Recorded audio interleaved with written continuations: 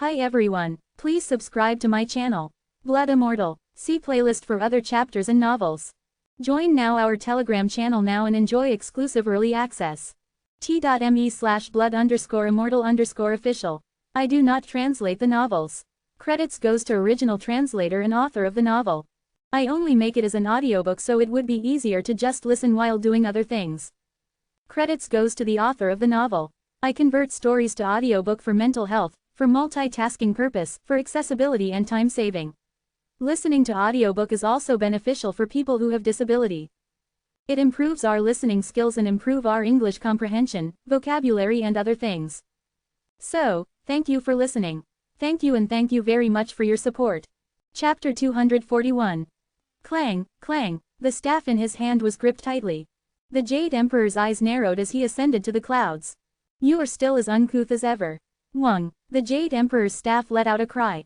At the same time, Gu, the clouds in the sky stirred and formed various shapes. Countless dragons made of clouds. Kiao, the dragons let out cries and began to move at the Jade Emperor's gesture. And then, no, thwack, tearing through the mouth of a cloud-made dragon, Sun Ogong rushed towards the Jade Emperor. It'll be a little different. Quote. The Jade Emperor noticed that the Ruyi Jingu Bang he had in front of him had disappeared. Of course, the Ruyi Jingu Bang that had disappeared was in Sun Ogong's hand as before. Boom, zop, the shrunken Ruyi Jingu Bang began to hit the dragons. If it had been in the past, he would have just swung the Ruyi Jingu Bang around without thinking. Kya, zop, the heads of the dragons that were baring their teeth were smashed. Indeed, magical power was imbued into the Jade Emperor's staff. The magical power imbued in the staff was breathed back into the shattered clouds that had been broken by the Ruyi Jingu Bang. It is not in vain. Ying, Sun Ogong's skills could not be ignored. He had not been an easy opponent even in the past. Moreover, Zheqian De Seong had become a ranker in the shortest amount of time and had become a high ranker faster than anyone else. Even if he had been imprisoned in Oang Mountain, now that over 1,000 years had passed, his skills would have probably improved even more than before. In that case, come this way, Gu. Numerous dragons came together. The color of the sky turned red, and the world shook as if the signs of destruction were beginning. And towards that sky, the Jade Emperor's staff stretched out. Qilin, Qua, a cloud with a form revealed itself. The giant monster that covered the sky had the head of a dragon, the body of a deer, and the feet of a horse. Sun Ogong looked up at the creature that let out a soundless cry and grinned. As the final boss already appearing? But that smile was short-lived. Sun Ogong realized that it was slowly descending towards him and glanced down. Are you trying to destroy the heavens with your own hands? Below him was the land of heaven. And the skill that the Jade Emperor had used had enough power to destroy the land of heaven. If it is a necessary sacrifice, then it is not a meaningless death. Oh, really? Sun Ogong scratched his head with an awkward expression. I guess I forgot because it's been so long. What kind of guy you are? Sun Ogong's Ruyi Jingu Bang spun around and around in his hand. The figure of the Qilin baring its teeth at him. Sun Ogong looked into the Qilin's mouth and opened his mouth. There's a guy the first know who's really good at handling weapons. You're using such a good weapon so carelessly. It's like using a precious sword to cut potatoes. Asura, the ranker who Sun Ogong and Yu Wan knew who was the best at handling weapons. He handled all weapons freely as if they were his own body, including swords, spears, and staffs. All you do is extend and shrink the Ruyi Jingu Bang to its original size. From that day on, Sun Ogong learned staff techniques from Asura. To win the fight against Outer, the Sun Ogong who was now fighting the Jade Emperor was that Sun Ogong. I realized it after learning. The tip of Sun Ogong's Ruyi Jingu Bang headed into the Qilin's mouth. Just how terribly I was handling this. Depending on how you handled the weapon in your hand, the same item could have completely different effects. Sun Ogong learned that through Asura. Furthermore, through the fight with Yuan, he became proficient with it. Grow, stab, the moment Sun Ogong's mouth opened. Kiao, the Qilin began to fall down, making the red sky rumble. Yoi, thwack. At the center of the battlefield where the fight against King Wuma was in full swing. Kwa Ang, there, two high rankers fought. King Wuma and Prince Natha.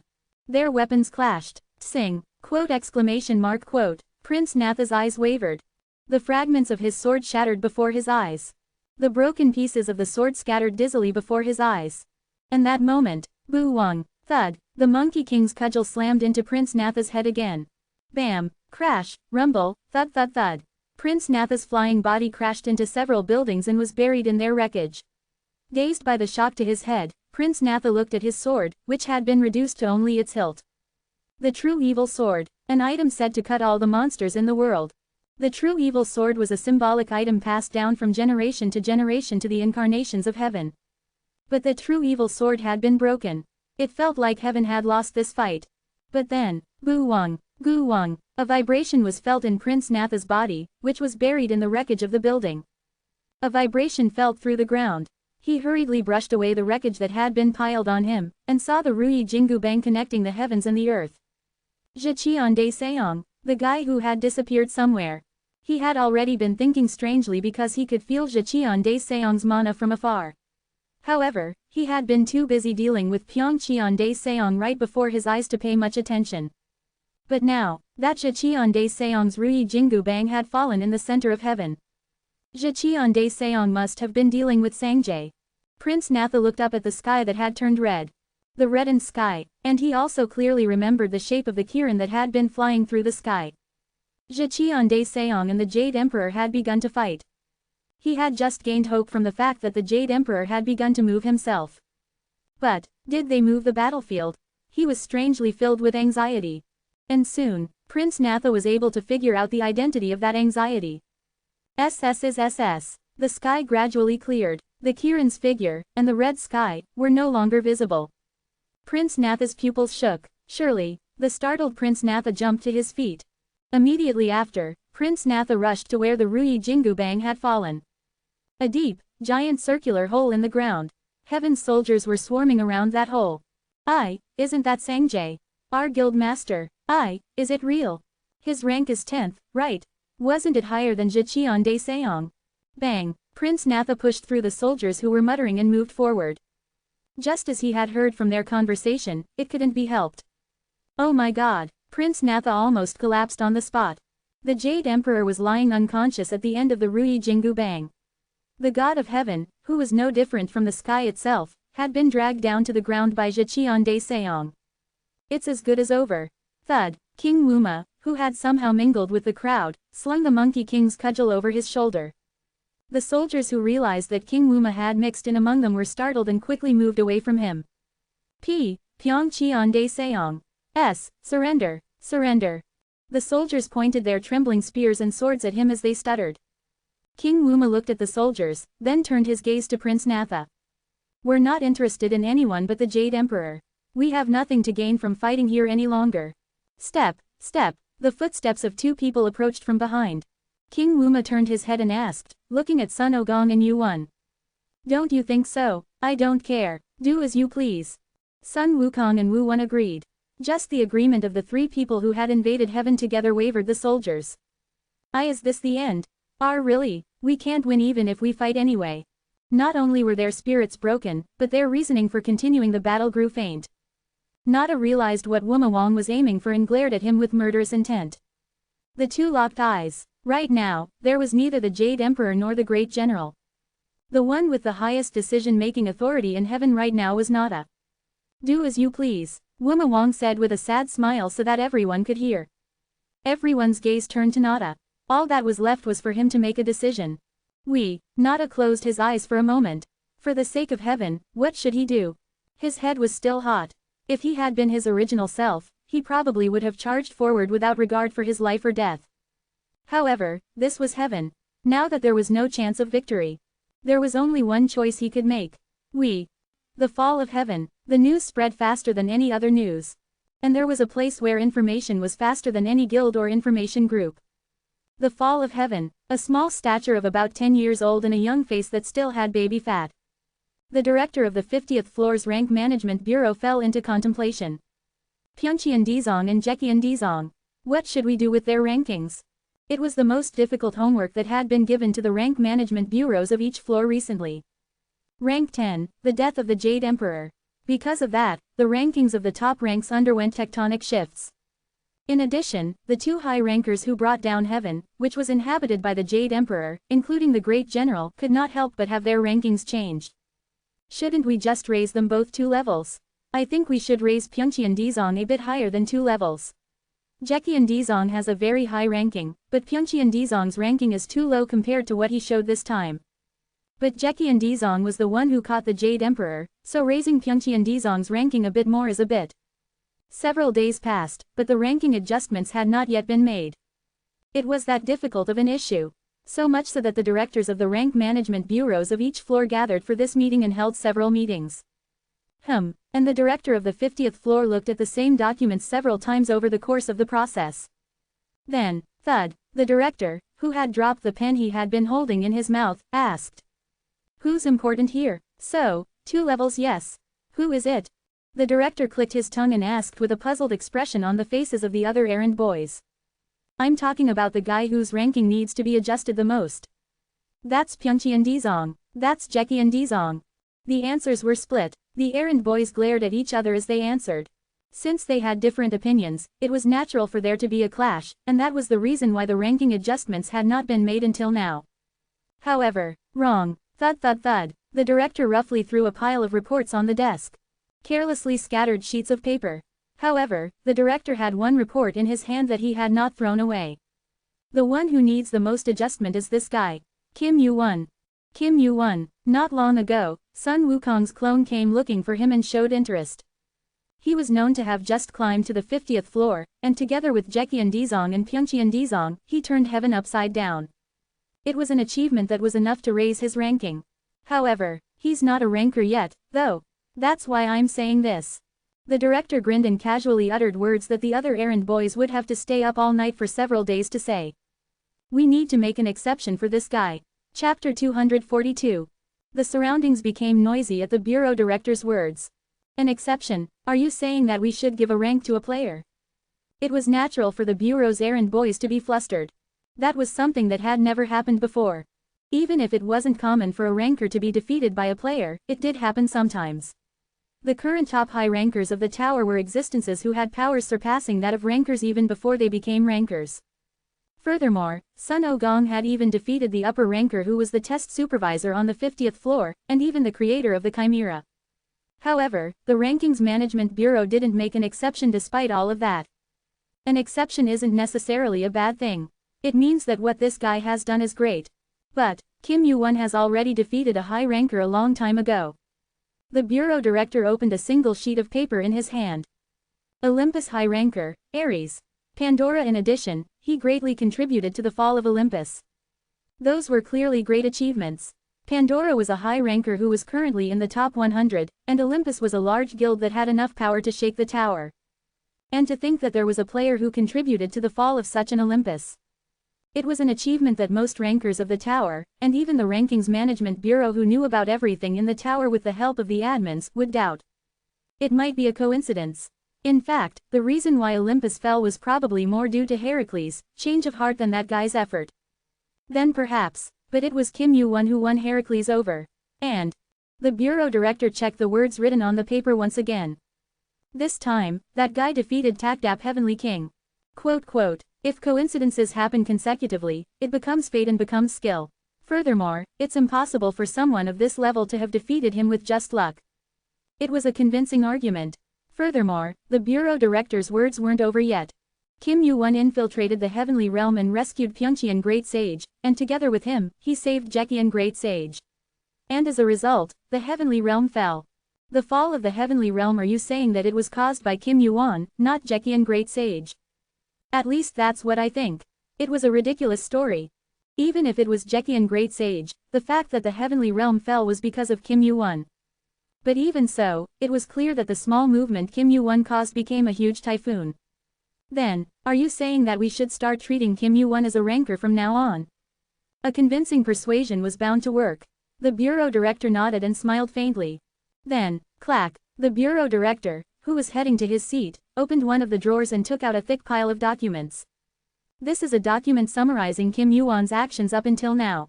Thud, the administration's errand boys gasped at the pile of papers covered in writing.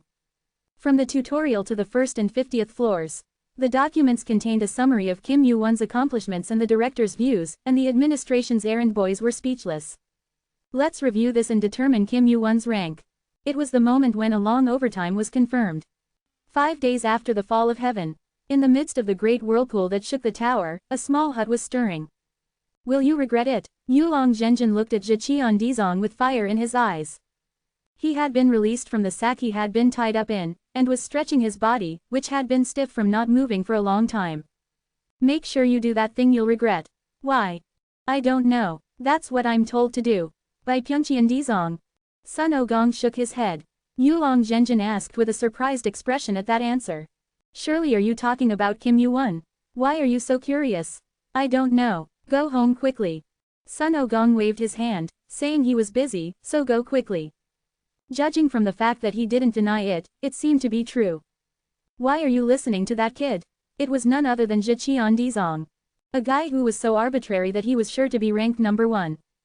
The only person who could control him was Pyeongcheon Dizong, and even he couldn't control Sun Ogong perfectly. And yet, Sun Ogong had listened to Kim Yu-won and released him. Kid, Sun Ogong muttered with a smirk at Yulong Zhenjin's words. It may seem that way. Quote. Yulong Zhenjin made a curious expression. This was a different reaction than he had expected. Sun Ogong seemed to have no intention of saying more, and hurriedly kicked Yulong Zhenjin out. However, let's fight together someday. Sun Ogong said something incomprehensible to Yulong Zhenjin, who was riding his heavenly horse. What? There is such a thing. It was a story that made no sense at all. Let's fight together. It was unimaginable that he and Sun Ogong would fight side by side. No, above all, what are we going to fight? A question mark appeared on Yulong Zhenjin's face. But Sun Ogong just kept waving his hand, telling him to go away. It seemed that he wouldn't answer even if he asked. Yulong Zhenjin glared at Sun Ogong for a moment, then grabbed the reins of his horse. It didn't matter anyway. Heaven would surely repay today's humiliation in the future. Hehehe. The heavenly horse began to move. Soon, the heavenly horse and Yulong Zhenjin became a dot in the sky and disappeared. Right after that, didn't you say too much useless stuff? Yu-won, who had been listening to the two's conversation, came out from behind Sun Ogong. What did I? That you'll fight together. I didn't say anything about the outer. Still, it's better to be careful. That guy must be feeling something strange by now. The foolish chaos. Yeah, Sun Wukong's face hardened. It was true, following Olympus, even the heavenly realm. 2 incidents occurred that would shake the tower. And in the process, the seeds sown by the foolish chaos died before they could bear fruit. I only found out later. The Jade Emperor killed my brothers because of the seeds he sowed. Sun Wukong's brothers, including the Bull Demon King, all 7 of his brothers had met their end. The foolish chaos's goal is to weaken the tower. The 7 demon kings of the same origin that you formed must have been a thorn in his side. I know, I don't need you to tell me. Sun Wukong shook his head and dodged the words that pierced his heart. Since the old days, the 50th floor has been the graveyard of promising players. The Heavenly Realm, a guild that settled on the 50th floor, ruling and governing that world. And to become a ranker, one naturally had to pass through every floor once. Coincidentally or not, quite a few of the talented players died during the 50th floor's test. It was later revealed that the Chimera Maker did it, but Odin of Asgard, he had been interested in the Heavenly Realm for a long time and had been following their actions. Much later, when the Chimera Maker exposed his relationship with the Heavenly Realm, the true nature of the Heavenly Realm began to be revealed. The Chimera Maker, who began climbing the tower again after his millennia-long punishment as an administrator. He revealed his relationship with the Heavenly Realm, as well as the fact that he had been turning famous players into chimeras as a test supervisor under their orders. And Odin, who learned of this fact, began to dig into the Heavenly Realm's past for quite some time. And at the end of it, Odin learned of the existence that the Heavenly Realm had been connected to all this time. Until then, I thought it was just one of the other large guilds. The Foolish Chaos and the Jade Emperor. When did the 2 of them become involved, and what price did the Jade Emperor receive for helping the Foolish Chaos?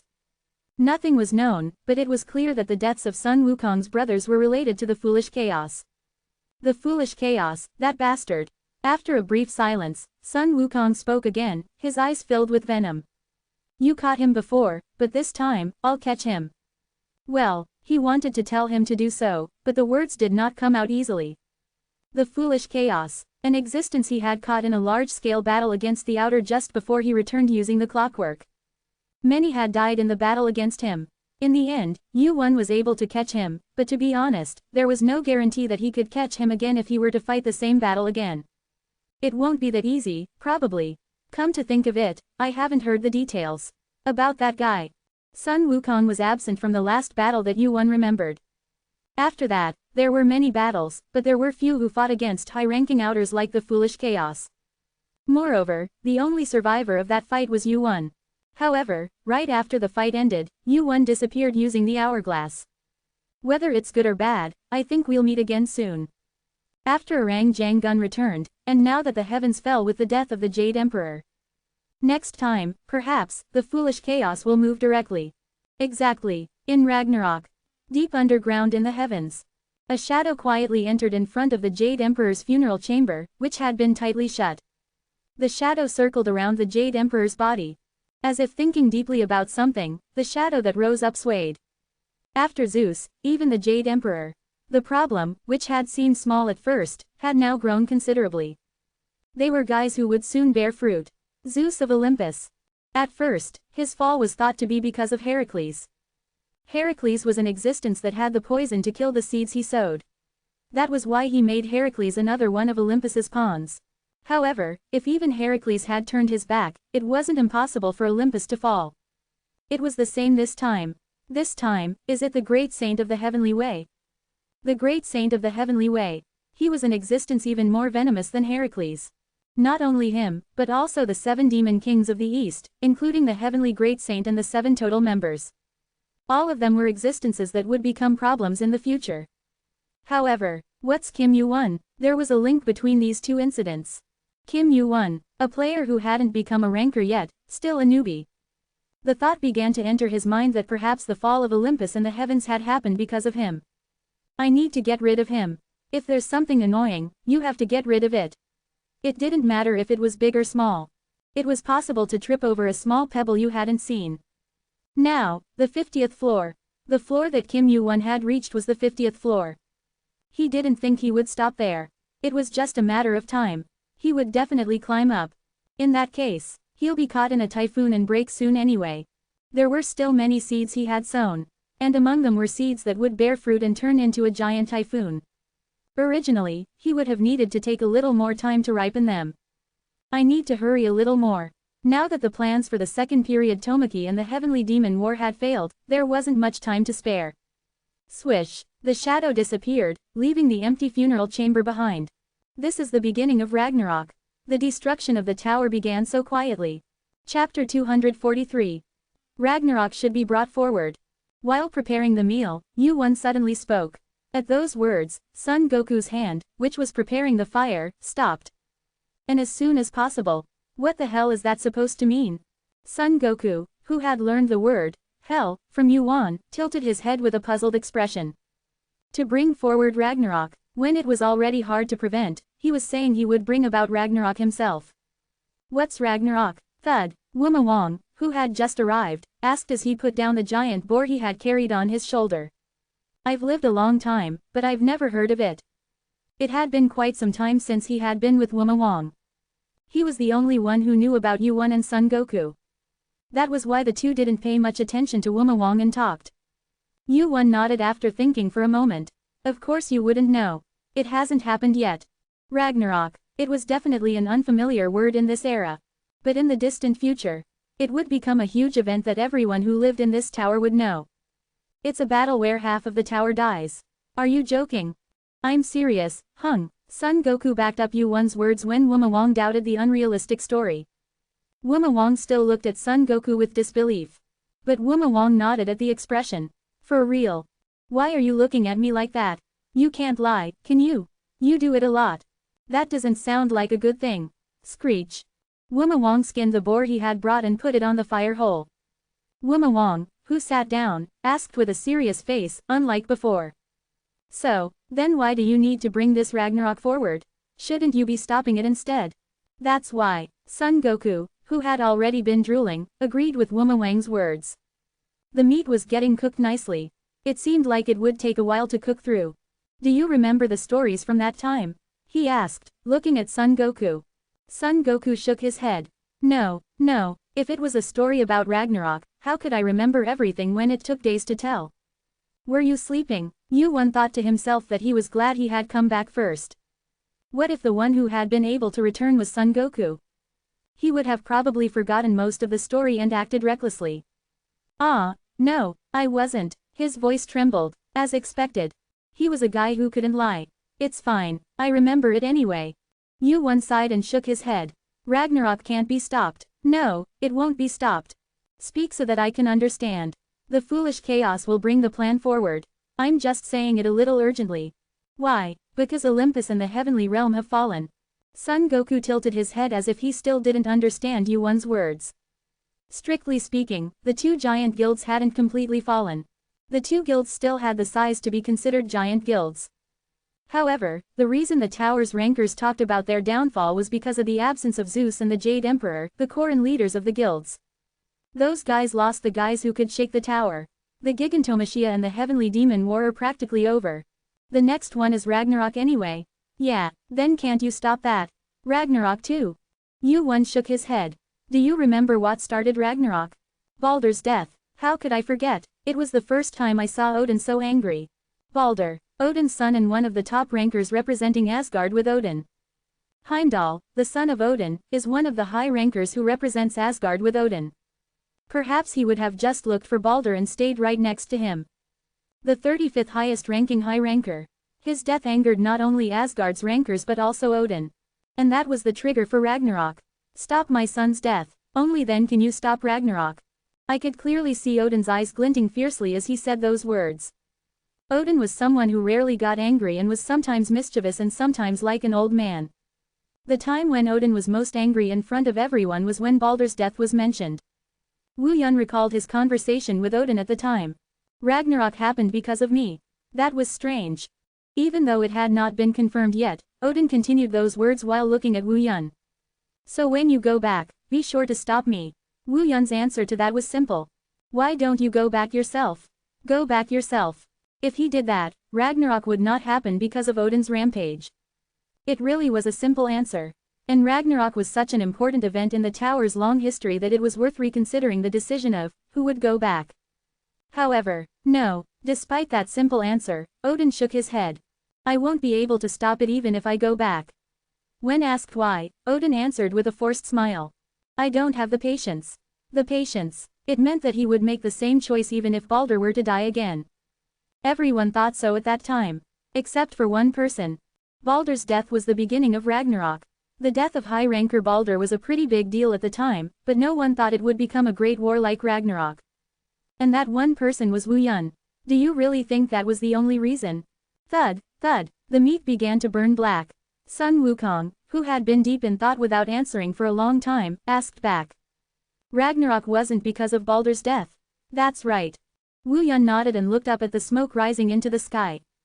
They can't stop it anyway. Even if Odin doesn't move. The veins on Sun Wukong's forehead twitched as if his head was about to explode. Sun Wukong, who soon stopped his poorly functioning head, changed the question. That's all well and good. But what does that have to do with bringing about Ragnarok sooner? Ragnarok began because of the conflict between the races. Wu Yun talked about the beginning of Ragnarok that he remembered. Giants and humans. That long conflict finally exploded. Balder's death was just the cause of the pent-up conflict bursting. Even if Balder had not died in the first place, it would have happened someday. Rather, the longer the past conflict continued, the greater the scale of Ragnarok would become. As long as the conflict between the giants and humans is not resolved, Ragnarok cannot be stopped. So how do you stop it? There's no way. No way. There's no way for us to turn back time. That's something that only guys like Kronos, Odin, or Mimir can do. Wu Yun and Sun Wukong were different beings from them. What they could do was different in the first place. Unless they could make the clock work again, they had to find something they could do here and now. What we have to do is bring about Ragnarok. No. That's why Wu Yun could not miss this Ragnarok. We're using Ragnarok. Wu Yun's story continued for quite a long time after that. Every time the story continued, Sun Wukong recalled Odin's story that he had forgotten and was amazed again. I would have been in big trouble if I had come alone. Sun Wukong scratched his head with an embarrassed expression. Perhaps he would have simply searched for Balder and stayed close to him. Thinking that if he did that, Ragnarok would not occur. But that was not it. There are many possibilities. I guess I'll have to meet Odin to find out more. Odin is the king of Asgard. Uma Wang said as he tore a chunk of roasted meat and handed it to Sun Ogong. He's probably in Valhalla. It won't be easy to meet him. There's always a way. Yu Wan reached into his inventory and pulled out the emblem of the Golden Castle. This is a kind of pass to enter Valhalla. Where did you get that? I received it from Thor. Thor. Uma Wang grinned and took a bite of meat. That little brat did something great. To Uma Wang, who had been in the tower since ancient times, like Odin, even Thor was just a brat. Still, thanks to him, he was qualified to enter Valhalla. I have to get going as soon as I'm done eating. Yu Wan began eating while holding the emblem of the Golden Castle tightly in his hand. Flap. To Asgard. Asgard. It did not consist of just one floor, but of several. To be exact, Asgard was the name given to a world, but all the worlds ruled by the Asgard Guild consisted of 5 floors. Alfheim, where the small dwarf-like rankers and players lived like errand boys. Jotunheim, where the giant race lived in contrast. And Midgard, the world located right in the center. Asgard, the world that served as the headquarters, the core of the Asgard Guild. And Valhalla, where only the greatest warriors in all the worlds, including Asgard, could enter. Asgard, which ruled over all 5 floors, was the largest guild in the tower, owning a vast amount of land. From the 60th to the 65th floor.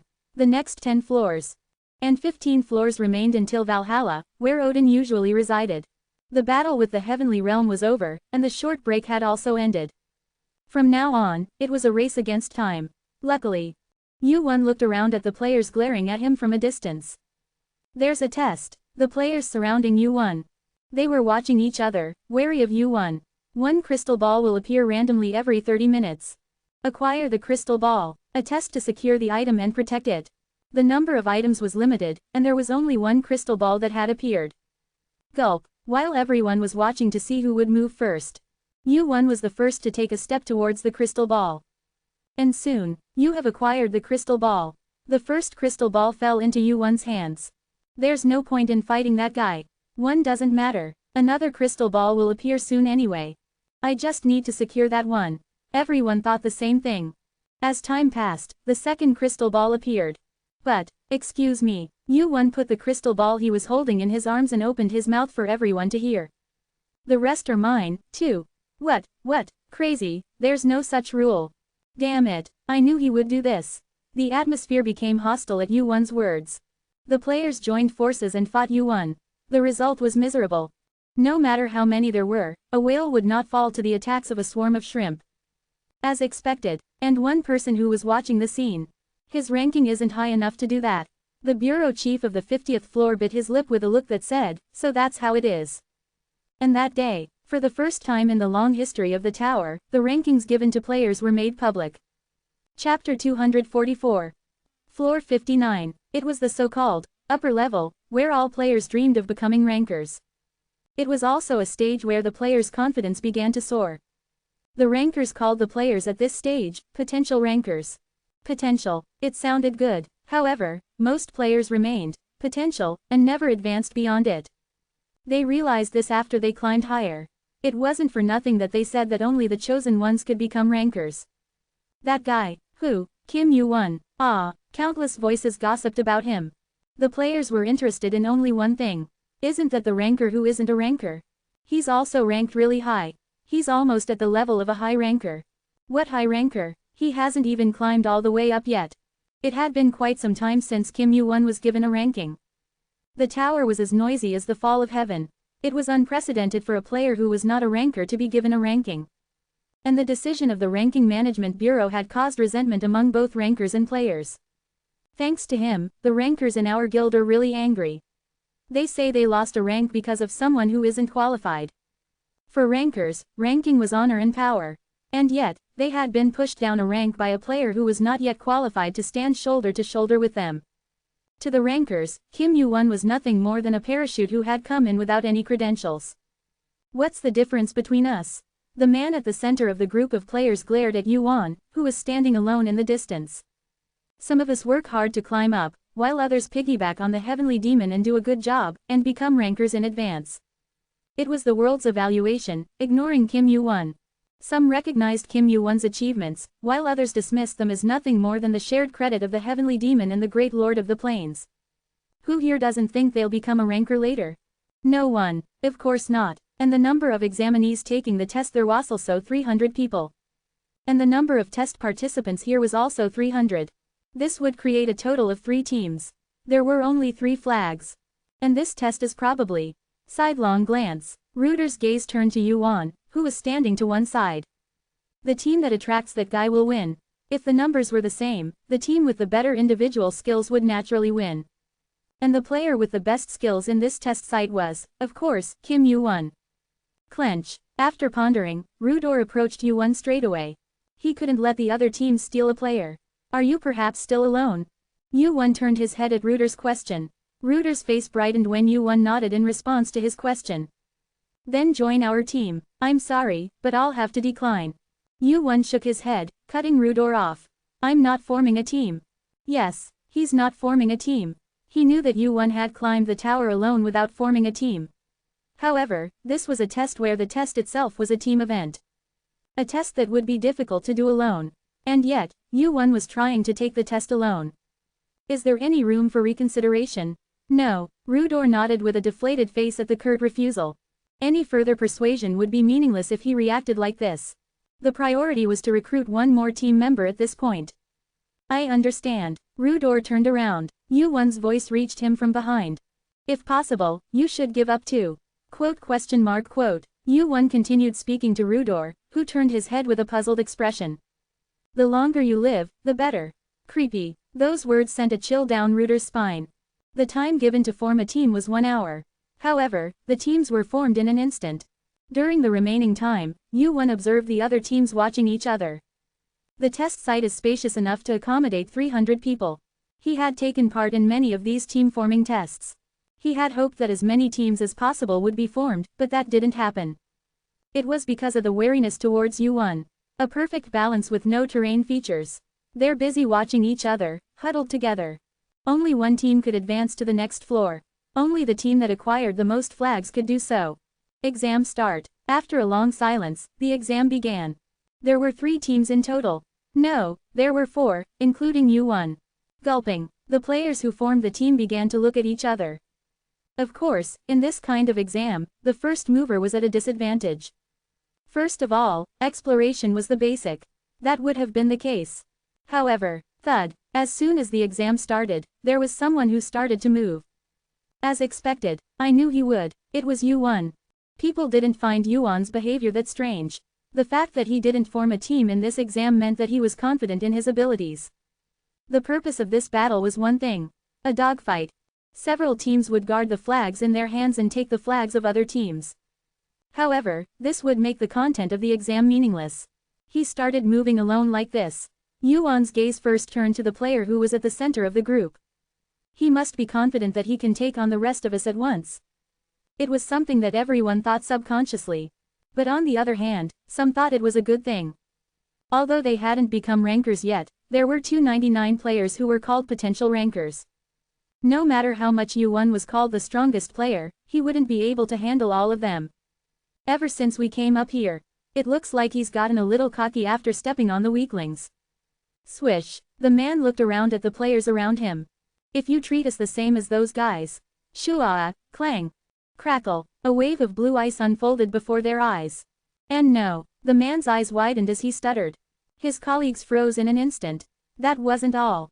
Crackle. Og. The ice instantly grew in size, freezing half of the man's body, including his arms and legs. Thud. The man looked at the player who was approaching him. It wasn't Yuan. Who are you? Arthur. A pale-faced knight with piercing blue eyes. He's the first knight of the round table. Arthur. No way, the round table. No way. The surroundings buzzed. Arthur. And a knight of the round table. A ranker who was the king of Camelot and the guild master of the round table. Arthur's ranking itself may not have reached high ranker, but as the size of the round table grew, his name rose higher and higher. However, he was said to have died a long time ago, and yet, here he was. How can a dead person be here? And a ranker at that? Wait a minute, that face, isn't that an undead? Undead? No way, Kim Yuan's. No, don't be fooled, it's a trick. The surroundings instantly turned into a chaotic mess. In an instant, dozens of players were frozen. And judging by how they didn't even blink an eye, it seemed impossible for them to break free on their own. I was told not to kill you. Wang. A chilly aura clung to Arthur's sword, Excalibur. I guess I should freeze you all. Shuaik. Jjoyoichojung. Along with his sword strike, the players' bodies froze once more. And during that time, the players didn't just stand still either. Attack. There's no way that's the real Arthur. Damn it, what the hell is going on here? A fight between hundreds of players and Arthur. Yu-Won watched the fight with his arms crossed. It's more powerful than it was during his prime.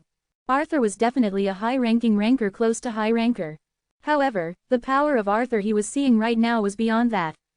He was continuously absorbing Yu-Won's magic power, but this proved that the more Yu-Won's power increased, the more powerful Arthur's summoned beast would become, even more powerful than during his prime. Jjoyoichojung. Ak. Lure him into close combat. We need to secure the flag first. Does the flag matter right now? Team or not, that guy first. The players fought desperately against Arthur. Every single one of them was someone who fought to become a ranker. Ranking. What the hell was that ranking anyway? Yu-Won left the bothersome fight to Arthur and checked the names written on the player kits. The ranking site officially recognized by the Ranking Management Bureau. His name had been registered on that site at some point. And it was Kim Yu-Won, 418th high ranker. A ranking within the top 1000, which could be called a high ranker. Chapter 245. It was a strange ranking. 418th. It wasn't a low rank by any means. To be the 418th in this vast tower meant that you were one of the most powerful and influential beings on your floor. However, it's still low compared to what I've done so far. Yu-Won didn't think his achievements were so insignificant. In fact, the Administration Bureau, who knew everything that happened in the tower, would probably see Yu-Won's accomplishments as even greater. Even so, 418th place was too low. It's probably because I'm not a ranker yet. Strictly speaking, Yu-Won was still a player, not a ranker. Ranker was a title reserved only for the great players who had conquered this entire tower. And the ranking was given only to those select few players. However, Yu-Won wasn't a ranker yet, regardless of his abilities, so the ranking had to be adjusted for that. What a waste of time. Yu-Won had already experienced climbing much higher than this. Naturally, he didn't have any desire for the ranking, and he would only find it annoying because of the backlash he would receive from the other rankers. Whatever, Yu-Won mumbled as he looked at the 3 flags in his hand. I guess this makes it the 60th floor. Crackle, crackle. A giant block of ice filled the testing ground. Yu-Won sat on the edge of the ice, using it as a chair, and muttered as a message rang out. You have acquired all the flags. Additional points will be awarded for the flags. You have passed the 59th floor's test. 200,000 points have been. Asgard's territory was known to be the place where the most players resided. Warm sunlight, moderate rain, 4 seasons, and abundant food. It was a world that best fit the word, peace. That was why many players climbed the tower with the dream of settling down in this world. In fact, there were so many players who climbed the tower in order to settle in Asgard that it was almost as common as becoming a ranker. As such, the rankers who belonged to Asgard couldn't help but be filled with pride. But, Kim Yu-Won is coming here. 64th floor, Valhalla, the world where great warriors resided. Inside, the Asgardian rankers gathered in the Golden Castle, which only the greatest warriors could enter. I heard that guy has the Golden Castle's token. How did that guy get it? It seems Thor gave it to him as a gift when he destroyed Olympus. Destroyed Olympus? Yes, the incident when Zeus was dragged down. Ah, that. Valhalla was in an uproar. It was just as exceptional for a player to enter the Golden Castle as it was for a player to be given a ranking. Even so, isn't 418th too high? Rankings aren't necessarily proportional to strength. Even the strongest players, their influence and fame affect their ranking. I suppose. This was the rankers' perception of Kim Yu-Won. They thought that his ranking was higher than his skill level, considering his potential as a player. Rather, they thought that if they could defeat Kim Yu-Won, they would be able to raise their own rankings. So, where is this Kim Yu-Won guy now? 63rd floor. Just then, a familiar voice chimed in behind the rankers gathered in the Golden Castle. Tomorrow will probably be the next test day. Th. Prince Thor, the Prince of Asgard, with a neat golden beard. Odin's son, Thor, had joined their conversation. I was the one who gave him the token. As his golden eyes looked at them, the rankers who had been complaining about Kim Yu-Won averted their gaze. Do you have any complaints? Oh, no, it's not that. The rankers hesitated and mumbled. Thor looked at them pitifully and waved his hand. Get lost. At Thor's gesture, they bowed their heads and hurriedly left their seats. Thor watched the retreating rankers and muttered. TCH, they're just a bunch of losers filled with inferiority. Public opinion about Kim Yoo-won within Asgard was not very good. There were many rankers and players who lined up to enter Asgard. However, Kim Yoo-won had been continuously rejecting the guild's invitation to join Asgard for quite a long time. Despite the fact that Eugene had the Golden Castle proof and was given a ranking this time, it was inevitable that people would be dissatisfied. Indeed, Thor muttered as he looked out the window of the Golden Castle at the scenery of Valhalla. It's hard to believe unless you see it with your own eyes. Probably, they wouldn't know until they saw him in person. Why their king, Odin, was so interested in Eugene Kim. You have passed the 63rd floor test. Ending the test. 200,000 points. Along with the message that the test was passed, the scenery around him changed. The countless corpses of dragons disappeared, and the sky that had been dyed red with a brilliant array of light had now turned into a clear blue sky. The refreshing air stimulated his nostrils. In front of his eyes, there was a long path and busy people, with rare smiles blooming on their faces. He could tell with one glance. This was truly a world worth living in. Oh, there's a new player. Just one. Is that all? At Eugene's appearance, people's gazes gathered one by one. It was common for new players to come up after the test was over. However, this test was something that they couldn't help but be interested in. Because Eugene was the only one who had come up. Did he really come up alone without a team? Nah, there's no way. Wait a minute, isn't that Eugene Kim? There were a few people who recognized Eugene's face. At around the 64th floor, there would be many people who weren't very interested in the Muram competition. In fact, after going up a certain number of floors, Eugene hadn't met many players who recognized him. There was one reason. Is it because of the ranking? It was because of Eugene's ranking, which had suddenly appeared recently. The 64th floor is around the level where rankers start to get a lot of attention. It's inevitable that they would be interested in the appearance of a new ranker. If that was the case, then it made sense. Now, it was time for the name, Eugene Kim, to be deeply embedded in people's minds like a nail. He didn't particularly like attention. However, now it was time for him to get used to it, whether he liked it or not. That was why Eugene didn't avoid the gazes looking at him and opened his mouth. I came upon the invitation of King Odin. Swoosh. The golden proof gleamed in Eugene's hand. Show me the way. A few people knelt in the crowd at the sight of the token. The token of the Golden Castle. It was a token that signified a great warrior of Valhalla. Asgard was the guild with the most players in the tower. Furthermore, the 64th floor was where countless players under Asgard's command resided. And there was one rule for players belonging to Asgard. You must kneel before someone with the token of the Golden Castle. That was the courtesy for warriors who set foot in the Golden Castle of Valhalla. This way, Yuan moved with the guidance of Valhalla's players. Valhalla was not that big compared to other worlds. As he crossed the street, he could see a huge castle shining at the far end. Golden Castle, the rankers of Asgard, and a place where Asgard's invitees, free agents, and rankers from other guilds gathered. Also, it was where Odin, the king of Asgard, resided. This is far enough. He had received enough guidance. He could move on his own now that he could see it. The two players who had guided Yuan hesitated for a moment at his words. And one of them, what is it? You may not be very welcome. Words spoken carefully, he continued to speak when Yuan didn't respond. Like other guilds, the rankers in Asgard don't look kindly on you. They might feel like their own path is being denied. Because of my ranking, yes, many rankers will think the same. Considering that Kim Yuan isn't a ranker yet, many people think that his ranking is too high. Yuan let out a small laugh when the player with him chimed in. It was a foolish thought. The truth was the opposite. So, it might be better not to go. I don't know where you heard that from. Judging by his reaction, it seemed like something would happen when he arrived at the Golden Castle.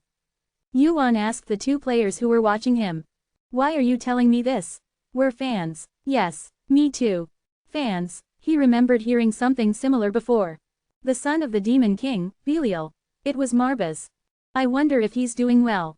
That guy was also quite talented, so he must have reached a higher level by now. I'll probably see him soon.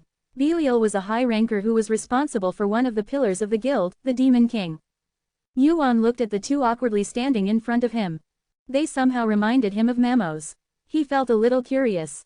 Your fans? Yes, yes. To the players who gave up on becoming rankers, Kim Yuan is an idol. We've decided to stop here, but you. They suddenly started complimenting Yuan.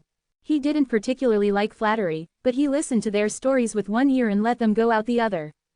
However, he still wanted to give them something in return for telling him these stories. I've changed my mind. The two looked at Yuan with puzzled faces.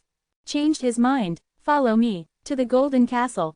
Yes, yes, to the Golden Castle. Yuan showed them the Golden Castle token in his hand as the two waved their hands in confusion. Two servants. With this, you can enter the Golden Castle with me. Then, are you really saying that we can enter the Golden Castle? The Golden Castle was a dreamlike place for players from Asgard. It was a place that only rankers could enter. No, even among rankers, there were those who couldn't enter depending on their rank. But now they could enter the Golden Castle. If you do that, we will serve you with all our hearts and souls. Just tell us anything, we will be loyal. They were quite cheerful for players from Asgard. Yuan waved his hand at the two who were floating around him. I'm not asking you to do anything. I'm not going to give you anything other than bringing you along. Just go and see it for yourself. The two, who had been jumping for joy, suddenly became quiet. Yuan's gaze, which had been away from them, was now turned towards the Golden Castle. But his gaze was unusual. Rankers or players? Yuan's eyes, which were looking far away at the Golden Castle, narrowed. It was as if he was looking at an interesting playground. It doesn't mean anything. Chapter 246. I'm going to see Odin. Where are you going? If it weren't for the wrinkles on his face, it would have been difficult to recognize him. To meet Odin. Odin. Ah. For a moment, the two people who did not immediately recognize who he was trailed off and their eyes widened. Oh, Odin. Are you serious? Odin, the king of Asgard, known as the strongest magician and warrior at the same time. Yuan was saying that he was going to meet such an Odin. I received his invitation. It won't be difficult to meet him. The Golden Castle token was given to him by Thor, but it was actually an invitation from Odin. That's why it wasn't difficult to meet Odin if he had the token. The reason he quickly climbed to the 64th floor in the first place was to meet Odin. Are you coming with me? I'm okay. I'll wait here. Me too. Gard and Reed waved their hands and stepped back. As if he knew that would happen, Yuan nodded and walked down the long hallway. He knew where Odin's room was.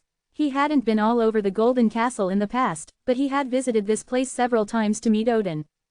Unlike the official statue, he was quite a humble guy. Odin had dignity, the dignity that the king of a guild, a country, should have. However, that dignity was only meant to be shown on the outside, and Odin's true nature was not like that. Thud. Yuan's footsteps stopped in front of a small door. Like the Golden Castle, the door was made of gold, but it was a more modest door than the others. There were no guards or escorts to be found. Of course. For Odin, the king of the world, there was nothing as useless as an escort. Knock, knock, I'll come in. Yuan knocked on the door and opened it right away and went inside. Creak. As the door opened, a fragrant smell of grass tickled his nose. It was the only living thing that could be felt in the castle, which was all made of hard gold. A room filled with green light. The room, made of stems of all kinds of plants, was so large that it was difficult to find a place to step despite the ample space. Who is it? Yuan found an old man watering the plants in it with dirt on his hands. Broad shoulders and a sturdy body hidden in loose clothing. If it weren't for the wrinkles on his face, it would have been difficult to recognize him. Kim Yuan greets the great king of Asgard, Odin. Kim Yuan. Odin stopped watering the plant and stared at Yuan. Odin's expressionless face was terrifying. There were many rumors about him in the world. From being a tyrant to a benevolent ruler. It was impossible to know which was true, but he didn't show his feelings on his face. Your credentials. Here. Yuan handed him the Golden Castle token he was holding. Odin nodded as he took the token. He put it back in his pocket and asked. But how did you know this place? The only ones who know that this is my room are my sons in Heimdall. I smelled the Yggdrasil. What? Odin's expression contorted as Yuan spoke bluntly. It was a tone he hadn't heard in a long time.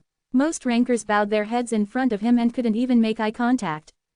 But, you are the king of Asgard, but you are not my king. It was something Yuan was used to. Courtesy to a king is enough once as a thank you for the invitation. Isn't that right? As he said, Yuan introduced himself very politely when they first met and bowed his head. It was the courtesy that the rankers of Asgard showed when they first met Odin. But it was thanks for the invitation to the Golden Castle. Well, is this right or not? You spoke first. Indeed. Odin chuckled at the right words. King Odin. He was not formal. He believed that courtesy was not in the tone of speech but in the meaning of the words and in the actions. Formality was not for Odin, but for others who dealt with Odin. I like that personality. Young people these days are too stiff and boring. Click. Odin snapped his fingers. At the same time, the stems of the plants moved, creating a green chair and table. There's nothing here but the trunk of Yggdrasil. The only thing to drink is the sap of the Yggdrasil. Pour. The cup he took out of his inventory was filled with the sap of the plant. Odin, who had quickly created something to drink, handed it to Yuan. Don't be too disappointed, it might look plain, but it's good for the body. If it's the sap of Yggdrasil, it's like a diluted elixir. Yuan drank the liquid Odin handed him in one gulp. Then, you have consumed the sap of Yggdrasil. Magic power has increased by 1. His stat increased by 1 in one gulp. The sap of Yggdrasil, it was something that was given to him as if it was nothing, but it was an elixir with great efficacy. An elixir that could be compared to an elixir. If someone who knew of Yggdrasil's existence found out about the existence of this place, their eyes would pop out. You drank it well, you're not surprised at all. I've eaten so many things that are good for my body. Right, as the winner of the Muram competition, you even ate the peaches of heaven. Odin looked at Yuan and asked, have you met me before? It was a straightforward question. When Yuan didn't answer right away, Odin continued with a meaningful expression. You know about this place. And Yggdrasil too. The existence of Odin's room was top secret. The room where Yggdrasil's roots grew. If the existence of this place was revealed, Valhalla could immediately become a stage for a great war.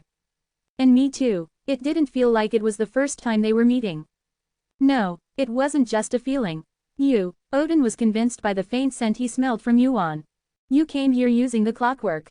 Yuan's eyes sparkled at that response. He had been hoping for it, but it was true. Perhaps if I were to meet you again, whoever it is, I will recognize the existence of the clockwork. It was a confident statement. Cronus had ignored it saying it was impossible, but Odin seemed to be quite confident in the clockwork. Of course, it was natural. In the end, the one who created the clockwork was Cronus, but it was Odin who had been studying it for a long time. Odin had been thinking about the existence of the clockwork in his head for a long time. It was only in his thoughts, but he never doubted that he would one day complete the clockwork. I guess you finally completed it. How did you make it? Why did you come here? Odin was interested, but Yuan wasn't going to answer. I can't tell you. Odin frowned at Yuan's answer. Why not? Because you told me not to. Me. A look of confusion appeared on Odin's face as if he couldn't understand. Why did he say something like that? If possible, don't tell me anything. Anything you ask. Odin was most wary of his past self. Perhaps I, at that time, will think for myself and move on my own. He was a being with enough qualifications and ability to do so. The being who could exert the strongest influence in this tower and had the power to overturn the fate of the tower with his individual abilities was none other than Odin. But that was why Odin was wary of his past self. No matter how outstanding I was back then, I'm not as good as I am now. It was obvious, and that was why Odin said it clearly once more. And perhaps, the me back then and the me now think very differently. That was why Wu Yun couldn't tell Odin what he knew. About the upcoming war with the outer gods. About Ragnarok. And about the death of his son, Balder, whom he cherished so much. And fortunately, Odin wasn't that foolish. No, if I did, there must have been a reason. To be exact, he trusted himself too much to be convinced by Wu Yun's words. He thought that no matter what happened in the future, if it was his choice, there must have been a good enough reason for it. However, if that was the case, there was one strange thing. Then why did you come looking for me? The reason Odin invited Wu Yun was because he thought he might be a player who had returned using the clockwork. And as he had expected, Wu Yun had accepted the invitation and come to this golden castle. Odin thought that the reason was, of course, because of the clockwork. A player who had come to the past because of an item he had created would surely want to meet him. However, the reason Wu Yun came to see him wasn't for that reason. I have something to tell you. At Wu Yun's words, Odin nodded as if to say, I see. As expected, his future self was trying to convey something to him through Wu Yun. What is it? Odin's expression was one of interest. However, at Wu Yun's next words, Odin's face couldn't help but turn extremely grim. Start Ragnarok. Chapter 247. Someone's manipulating Ragnarok from behind. What did you just say? One word at a time. He spoke, emphasizing each word. Perhaps no one else knew about Ragnarok and understood its weight as well as he did. Do you know what you're saying? I do. A catastrophe that will destroy the tower. A war that, in the future, will kill half of the players and rankers residing in the tower. Ha! Odin buried his face in his hands, resting his elbows on the desk. So it has truly come to pass. Odin, who had closed his eyes for a moment, looked back at Wu Jin. But why? Why would anyone want to cause that? You can't change history that has already happened, and Ragnarok is unavoidable. No, it can be avoided. Do you really think so? Well, Odin was unable to answer Wu Jin's question right away. Rather, the anxiety that he had been hiding deep inside for a long time was laid bare on his face. Wu Jin knew the identity of that anxiety. You don't want to fight. You think you can stop it. But what about the giants? Giants and humans. A fight between races was a different matter entirely from a fight between guilds. The rift between the two races had already grown as deep as it could. Furthermore, it was a karma that Odin himself had created. Surtur's thoughts will be different. How many children did he lose in the battle with Asgard? Do you think you can persuade him? I'll manage it. You want to manage it. Odin's eyes flashed at the correction. And at that reaction, Wu Jin felt a momentary sense of breathlessness. He hadn't made any particular threat. However, the room was filled with his presence alone, giving it a suffocating feeling.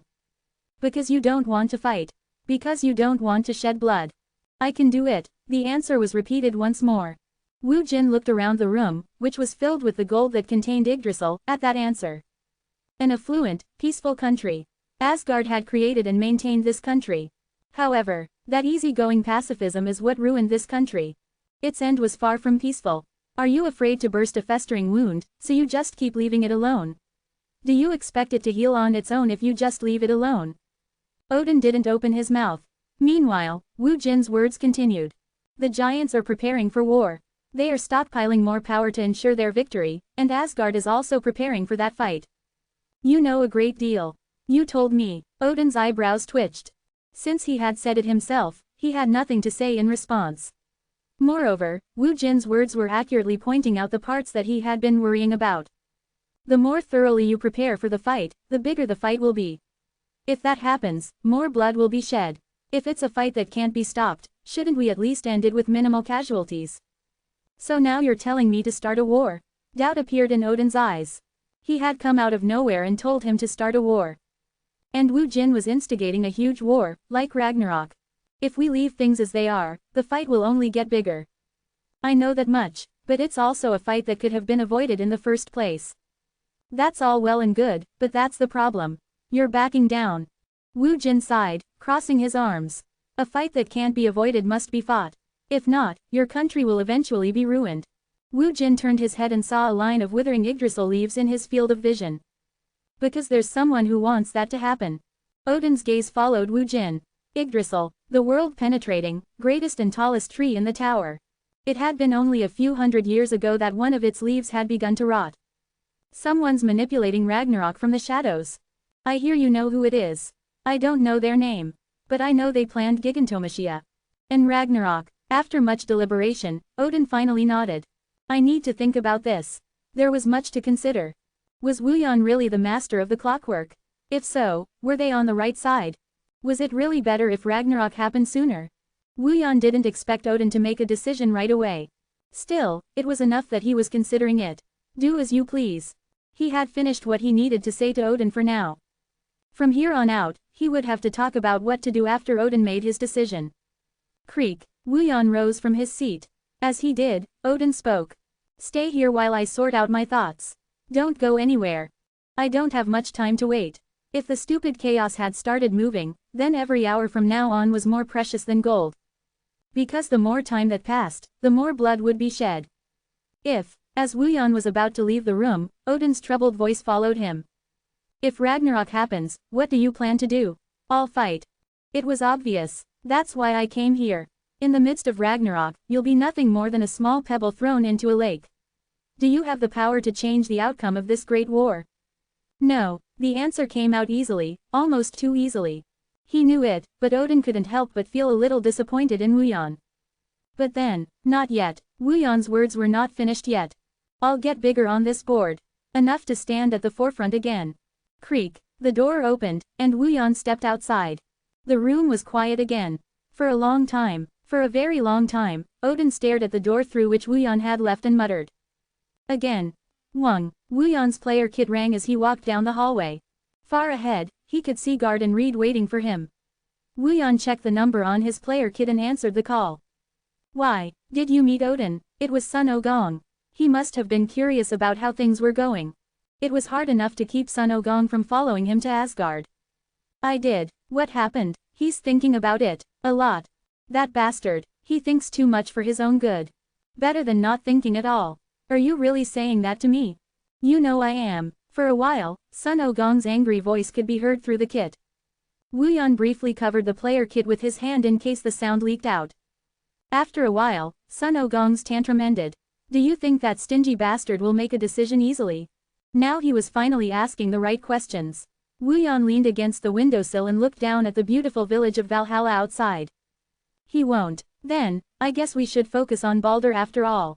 What I need to change isn't Ragnarok from happening. He was repeating himself, but it was an important point that needed to be repeated over and over again. There was no way to stop Ragnarok. The impossible was simply impossible. That's why Wooyan came up with a different way. I'll change the winner. He would change the winner of Ragnarok. Asgard, which ended in defeat and destruction in the battle. He had to change the outcome of that battle to victory. And that was several times more difficult than preventing the battle from happening in the first place. Is that possible? It'll be difficult, but hey, I'm not alone. Jianqian Dizong has Pyeongqian Dizong. At the very least, these two were clearly on their side.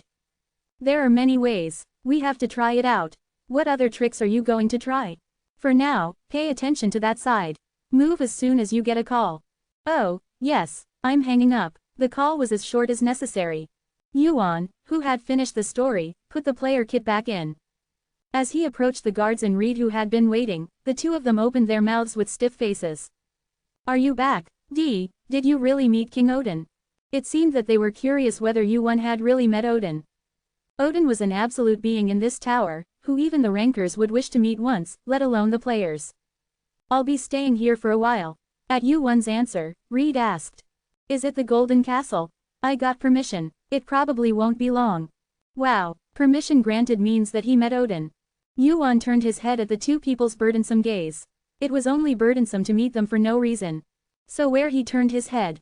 Swoosh, the eyes of the rankers passing through the hallway met Yuan's. It wasn't an accidental eye contact. All the rankers who were passing by were looking at Yuan. Did you see that? I saw it. He looks like he's going to kill people with his eyes. Not unaware of it, the guards and Reed also discovered the gazes of the rankers who were glaring at Yuan. It was a look that seemed like they would pull out their weapons and attack at any moment if there was a little bit of trouble. You must be pretty crazy. Yuan had to stay in this castle for a few days. And during those few days, Yuan had to keep running into such rankers. Staying in the Golden Castle for a while meant that he couldn't help but keep getting into trouble. Rather, it's a good thing. I was already wondering how to put on the first button. What are you looking at? When Yuan didn't avoid his gaze, the ranker who had been glaring at Yuan for a long time finally opened his mouth. She was a fierce-looking female warrior with a lot of scars on her face. A wing pattern engraved above the collarbone. She was one of Asgard's Valkyries. It's not like a neighborhood bully. It seemed that he was looking for an opportunity to get into trouble. And Yuan had no intention of avoiding the trouble. No, if you're going to get into trouble, will you do it alone? Rather, he wasn't satisfied with such a small fight. Bring some other friends, kid. Puck. Veins popped out on the Valkyrie's forehead. Behind them, the guards and Reed shivered as they watched the two. An ominous atmosphere filled the hallway. The rankers who had been watching Yuan's visit noticed the commotion right away. The gazes and footsteps gathered. Yuan thought, conscious of them. Ragnarok is a battle that is ultimately centered on Odin's Asgard and Surt's Muspelheim. Flick. Yuan's eyes saw several Valkyries with the same wing pattern as the Valkyrie in front of him. In the end, in order to stand at the forefront of that battle and gain a say, I have no choice but to gain the recognition of the Valkyries. Unintentionally assigned ranking, and the resentment and curiosity of the rankers that followed. At first, it was useless and rather burdensome. However, to do that, rather, thanks to that, such a stage was created more naturally. Yuan grinned at the atmosphere of the Golden Castle, which was starting to heat up. I guess I should start with the ranking. Chapter 248. The Golden Castle was a battlefield for numerous rankers. The rankers of Asgard were mostly warriors with aggressive personalities. The warriors of Valhalla, the Valkyries who were like the symbol of Asgard, were typical examples. They fought every day and competed against each other's skills. That was because of their unique spirit of not recognizing the weak as warriors. That was why Yuan's visit became a provocation to them. I heard Tamar lost last night. He bragged that he would be different. What about you? Me? Are you kidding me right now? Of course I'll win. Then why don't you challenge him too? Challenge? Are you crazy? Oh, right. Before they knew it, the number of rankers requesting a fight with Yuan increased one by one. Seeing the frequent defeats of the rankers, the topic of conversation among the Valkyries was about who would be the first to defeat Kim Yuan. However, the Valkyries' pride had not yet been broken. It's not really a challenge. Although Yuan's rank was high, there were rankers among the Valkyries who had even higher ranks than him. Furthermore, Thor, the high ranker who led them, was a ranker in the double digits. But it seems like he's quite skilled. How many Valkyries have lost to him already? I don't know. There are probably a few who challenged him without us knowing. Hey, don't tell me you did too. 3 times. Thud, someone was seen flying out of the window. It was only a brief glimpse, but it was a familiar face. Another one had been added. Is it Neela this time? She had been itching to do it for days, but she finally challenged him. I wonder who's next. No one thought that Yuan would lose easily anymore. The Valkyries who had thought of his rank as a joke also began to acknowledge him one by one. Yuan definitely had the skills befitting a high ranker. Their disregard turned into recognition, and before they knew it, the nature of the fights with Yuan had changed. Literally, it was a challenge against a great warrior. Mr. Kim Yuan is busy right now. He's sleeping, so please come back later. Yuan, who had woken up from his sleep, was taken aback by the guards and Reed's behavior and asked. What are you doing? Are you awake? A gentle face and speech that he had never seen before. A sturdy face and speech I had never seen before. Then Brunhild uttered grim words in a composed voice and gaze. Reed patted his chest and opened his mouth. There are so many challengers. I was guarding in case you were disturbed while sleeping. If there is anything else you want us to do, please let us know. We will take care of it. I have never asked for something like this. Yuan looked at the 2 people waiting for him in front of the door. Guests who came early in the morning. It was something that had been repeated over the past few days. During that repetitive process, it seemed that Guard and Reed had moved to prevent Yuan from being disturbed while sleeping. The intention was impressive. Even so, it was useless. Let them in regardless of the time or the number of people. Regardless of the number of people. The Valkyries who came to see Yuan, not Guard or Reed, responded to Yuan's words. However, the person Yuan was looking at was neither Guard nor Reed, nor the other 2 Valkyries. Thud, he sensed popularity from behind. The Valkyries who came to see Yuan turned their heads. And at that moment, the bodies of the 2 Valkyries stiffened. You're here. Loyalty. Salutes were given. The Valkyries were a combat unit of Asgard composed of rankers, and they were no different from soldiers. In the direction where their salutes were directed, a black-haired woman with copper-colored skin was approaching. I thought it was about time for her to come. I thought that Valkyries with increasingly higher ranks would come to see me, and now even a person whose face I'm quite familiar with has come to see me. Brunhild, the leader of the Valkyries. A high ranker with skills that are among the best in Asgard. She is the co-leader of the Valkyries, Asgard's main combat unit, and an existence with authority equal to Thor, Odin's son. She came to see Yuan in person. Are you Kim Yuan? Brunhild's gaze was ambiguous, with no emotion to be read. Unlike the hostile gazes of the Valkyries who had come so far, her eyes were neither cold nor hot, and their temperature could not be determined. And that was Brunhild's strength. The fact that she was always cool-headed. She was a more rational warrior than anyone Yuan knew. What about it? I heard that the Valkyries have been very rude to you recently. Yuan nodded as if telling her to continue. Then, Brunhild spoke in a flat voice and gaze, uttering chilling words. I should also do something. Excuse me. See, Captain. That is, there was discipline and hierarchy among the Valkyries. And over the past few days, the Valkyries had challenged Wu Yun in order of that hierarchy. They wanted to see if anyone could defeat Wu Yun. They had come up the steps one by one, like climbing a staircase. But now, Brunhild, who was at the very top of that staircase, had come to fight Wu Yun. Brunhild, the leader of the Valkyries. Ranked 181st. Her ranking was achieved solely through her strength. She had risen to the top of the Valkyries with only her strength, without any connections or networking. If he defeated her, he would gain the recognition of all the Valkyries. No, he would gain the recognition of Asgard. If he could skip a step on the staircase, it was something Wu Yun welcomed. Shall we go outside? Behind the Golden Castle. There was a training ground where the Valkyries of Asgard trained. All the fights over the past few days had taken place here. With its high ceiling and vast expanse stretching for several kilometers, it was made for fierce battles. The Valkyries gathered. They were there to watch their leader, Brunhild, fight. It's a bit small, but I apologize that this is all there is. Brunhild spoke, and Wu Yun nodded. It can't be helped. It was enough until yesterday, though. At Brunhild and Wu Yun's conversation, the Valkyries looked at each other. It was enough until yesterday. That meant that this space was enough when fighting the other Valkyries. So this place is really small. This training ground. A training ground that stretched for several kilometers. Furthermore, this training ground, including the Golden Castle, was under Odin's magic, making it much stronger than any other ordinary training ground. Wu Yun and Brunhild would know the two. Nevertheless, the two were having this conversation. Judging from your gaze, you don't seem to like fighting. Brunhild's voice dropped, so that the other Valkyries wouldn't hear. Is it some kind of show? To show off your strength? Those were her words as she looked over Wu Yun as if analyzing him before the fight began. But there's also no desire to show off strength.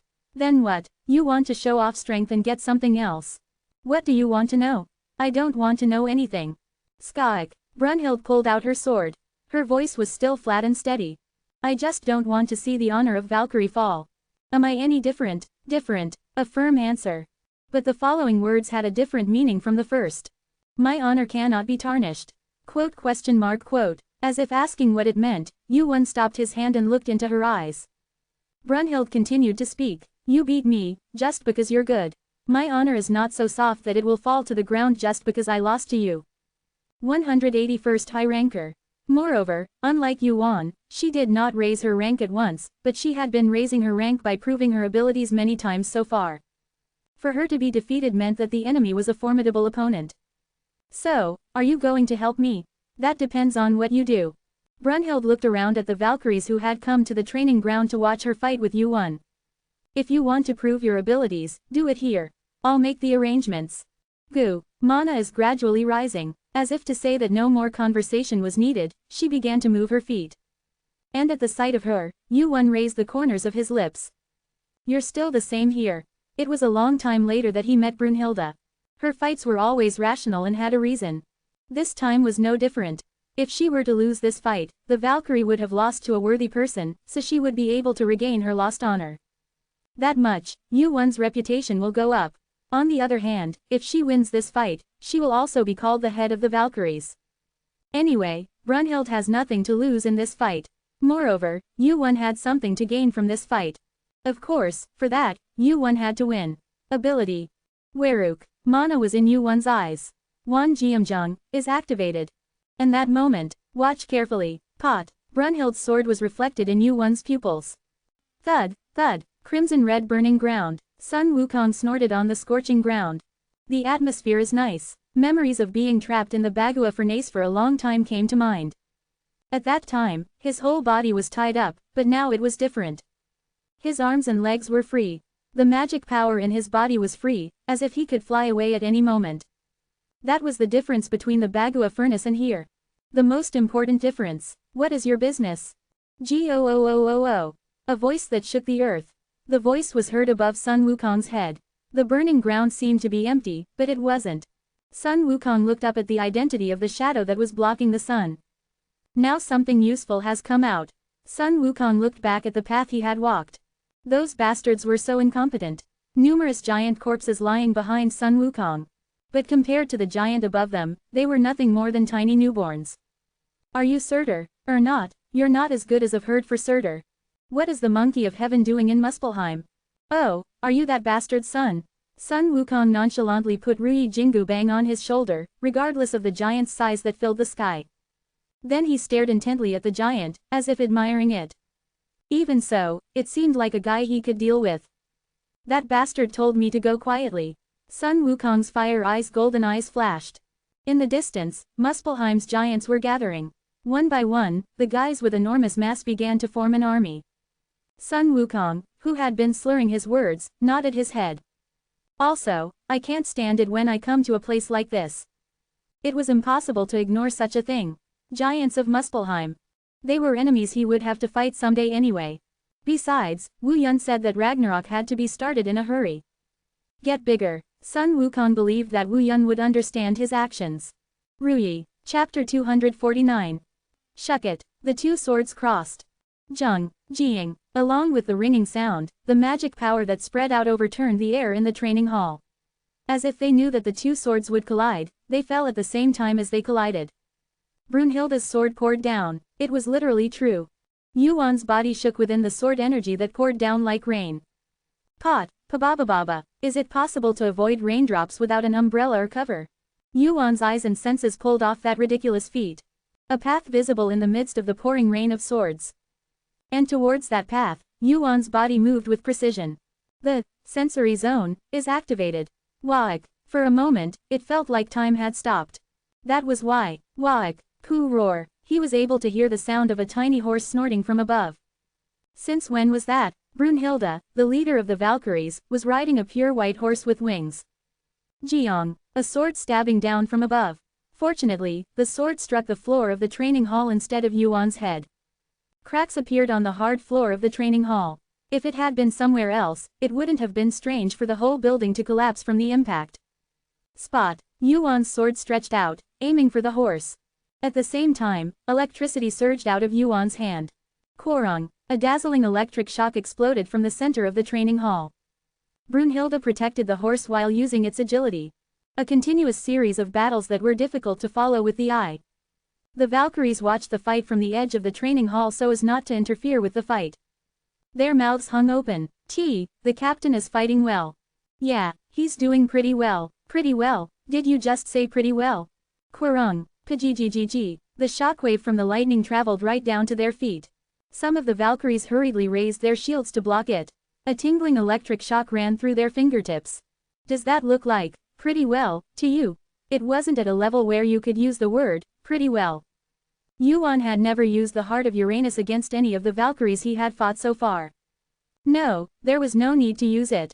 He was able to subdue them sufficiently even without using any special skills. Gulp. The flow of magical power flowing through Yuan's arm changed. Swollen sinews. The power of a giant dwells in your body.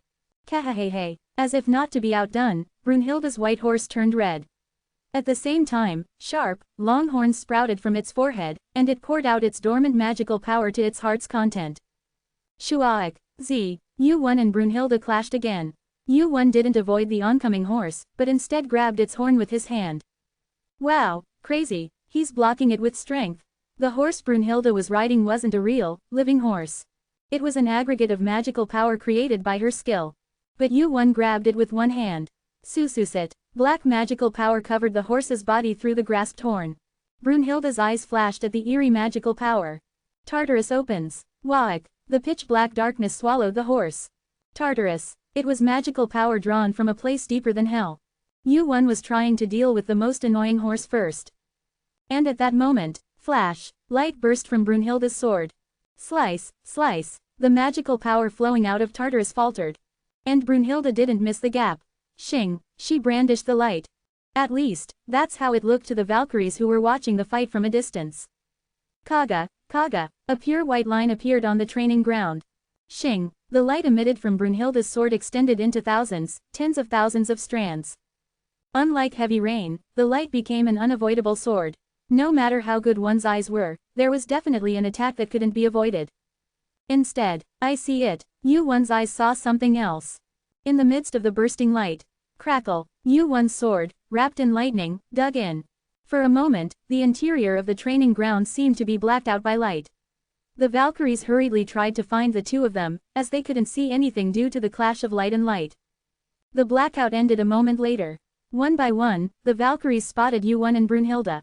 And there, what the hell happened? There were two people standing facing each other. Neither of them had lost. No one was injured or on their knees. It was not the expected result. Is it a draw? No way, they'll fight more. But neither of them is moving. No, the captain has the upper hand. Look over there, that guy is a little hurt, isn't he? As expected of the captain. As the Valkyries were buzzing. I lost. Brunhild lowered her head as she put away the sword she was holding. And the Valkyries made a surprised expression at that reaction. See, Captain, why on earth? It's not over yet. The Valkyries, who had been watching the fight quietly in case they would interfere, raised their voices. Brunhild was the leader of the Valkyries and their pride. Moreover, the situation still didn't seem to confirm Brunhild's defeat. No, rather, there was a small wound on Yuan's shoulder. However, you're quick to judge. I did everything I could. Brunhild recalled the sensation she felt on her fingertips. Just now, when they clashed swords. Her sword had clearly reached Yuan, but Yuan's sword had not. It wasn't because her skill was better. You could have cut me, but you didn't. Yuan didn't cut her. Obviously, he could have cut her neck or chest. I'm not stupid enough not to know that. She admitted defeat faster than she thought. She admitted that any further fighting would be meaningless. Paget, Pajiji, the electric current that did not fall off and remained on her body. It was a trace of the penalty accumulated from the short fight. If it wasn't for this, I might not have believed it. Are you really a player? 64th floor. Yuan had now passed the middle floors and reached the upper floors close to the rankers. Thanks to that, the penalty for fighting a ranker was not that great. Especially for a ranker with a strong physique like Brunhild, this level of penalty was negligible. However, it was also the clearest evidence that Yuan was still a player, not a ranker. Besides, I think you still have more left in you. It was just a feeling, but she believed in her feeling. It seems the rumor of the Heavenly King of the Round Table's defeat wasn't a mere fabrication. You know of the Heavenly King of the Round Table? I had the opportunity to meet him once long ago. At the time, there was frequent exchange between Asgard and Heaven, and the Heavenly King was active. She was acquainted with Brunhilde, but they had never engaged in particularly deep conversation. The fact that the two of them were on somewhat familiar terms was unexpected. Rankers who knew of the Heavenly King of the Round Table were quite rare. We Valkyries will acknowledge you. Also, receiving my acknowledgement means receiving the acknowledgement of Asgard. These were not empty words. In reality, Brunhilde's reputation within Asgard was high. There were rumors that she was a more formidable warrior than her assigned rank suggested, and some even speculated that she was actually one of Odin's daughters. Given that Brunhilde had been defeated, there was likely no one who would continue to disregard Yuan's rank. No, they might even think that Yuan's rank was actually lower than his true strength. Have you achieved what you set out to do with this? More or less. A dry and curt response. Brunhilde noticed that Yuan's expression was hardly any different from before the fight. It seems you have something else you want.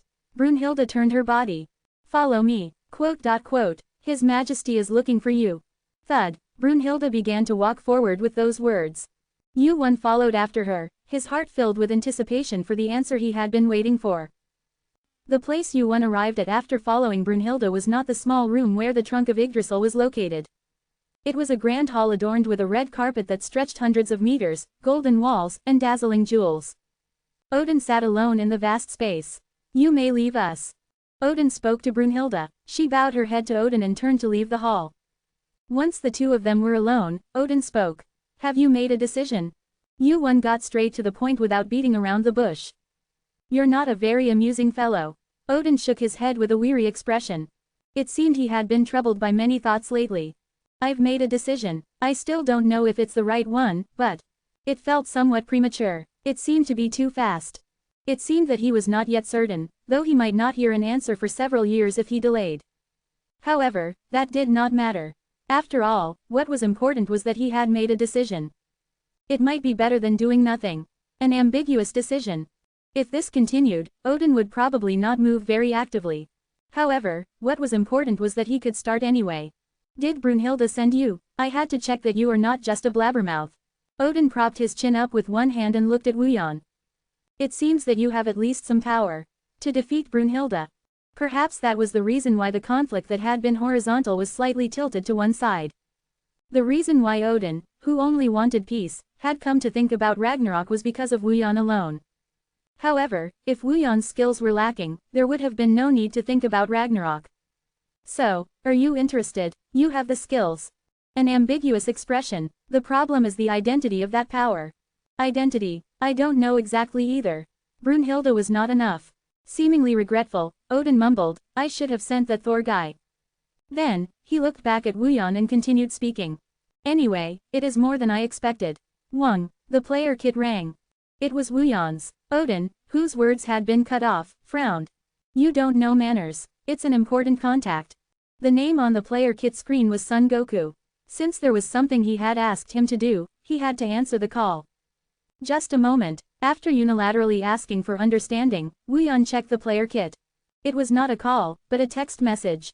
He wondered why the guy who hated text messages was sending one.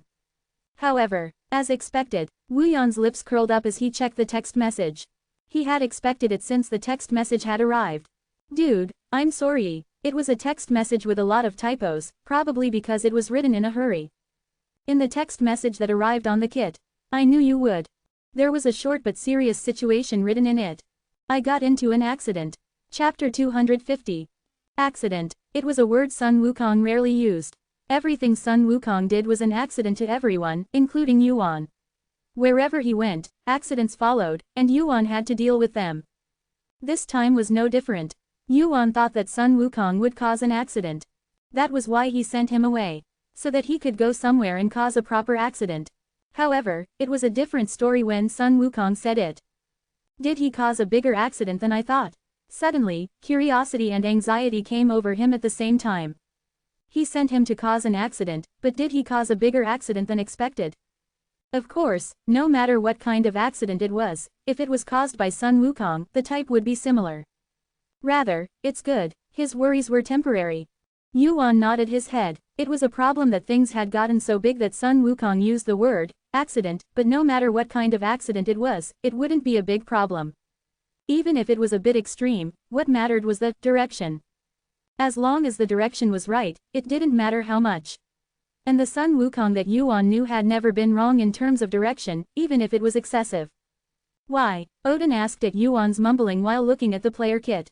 Yuan raised his head. Now, he had to explain the situation. There's a problem. What is it? I don't know exactly yet.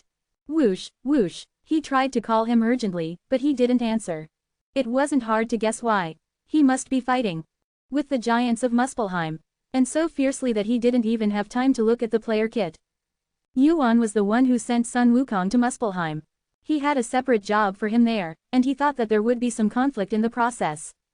Anyway, unless he met Surtur, there wouldn't be anyone to stop Sun Wukong, so he wasn't too worried. He just told him to go quietly if possible, so the conflict was inevitable. That was why. The reason he sent Sun Wukong. I need an explanation. Odin's eyes narrowed at Yuan's ominous reaction. Yuan hesitated for a moment before opening his mouth. I sent Heavenly Demon to Muspelheim. Heavenly Demon? Odin's expression turned anxious at the mention of the big name from Yuan's mouth. He also knew Sun Wukong's personality well. It was natural to be worried. Why him? I needed him for something. If you needed him. Rather than asking what it was, Odin thought about it first. What could be so important that he had to send Heavenly Demon to Muspelheim? But that thought was brief. What the hell? When Odin asked, unable to find an answer, Yuan shook his head. That's not important right now. Yuan sighed as he checked the text message from Sun Wukong again. From Asgard's standpoint, the accident this guy caused will be a problem.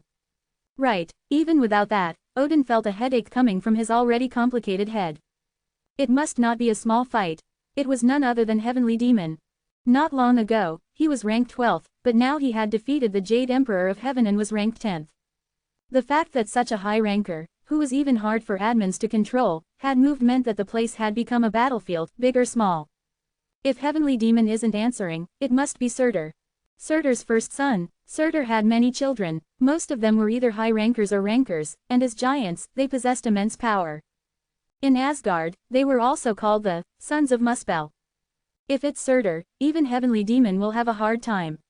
Maybe he's already been captured. Heavenly Demon may be alone, but the Sons of Muspel don't move alone. Surtur may not be as high-ranking as Sun Wukong, but giants live in groups that do not match their size. Perhaps the battle between Sun Wukong and the giants would be a battle reminiscent of the Gigantomachy. However, well, what should I do?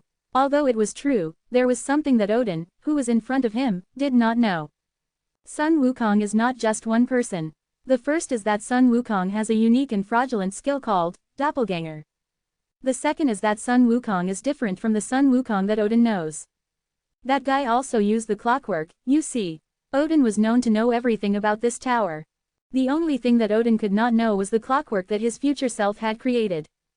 Don't underestimate the great sage, even if you say that. Yes, the reason you sent him to Muspelheim, is it perhaps the reason I think it is? There are two reasons. Yuan nodded, seeing through Odin's thoughts. Perhaps one of them is correct. I see. Creak. The armrest of the throne Odin was sitting on cracked. Clatter. The golden castle shook. Odin's anger, which he had been calmly suppressing until now, finally began to leak out. You have done something truly presumptuous. A fierce magical energy erupted from Odin's eyes.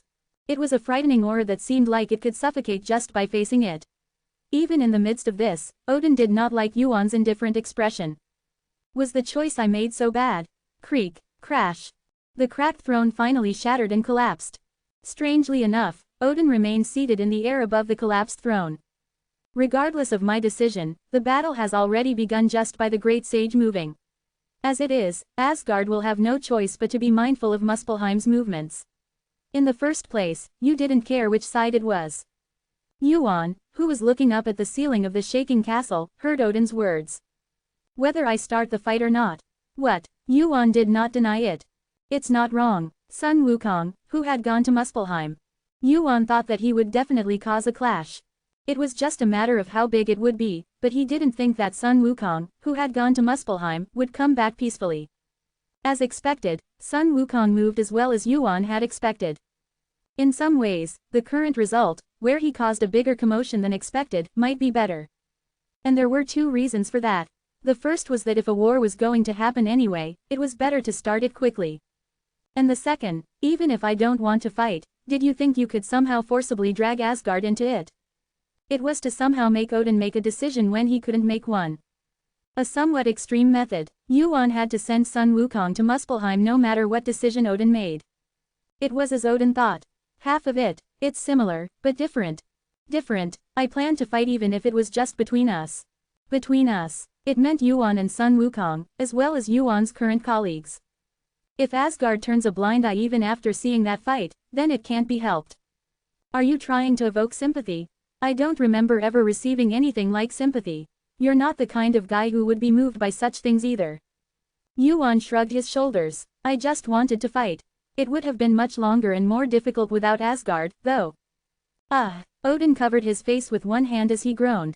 Odin covered his face with one hand with a groan. Odin was watching Sun Wukong's fight and knew that Yuan had sent Sun Wukong to Muspelheim.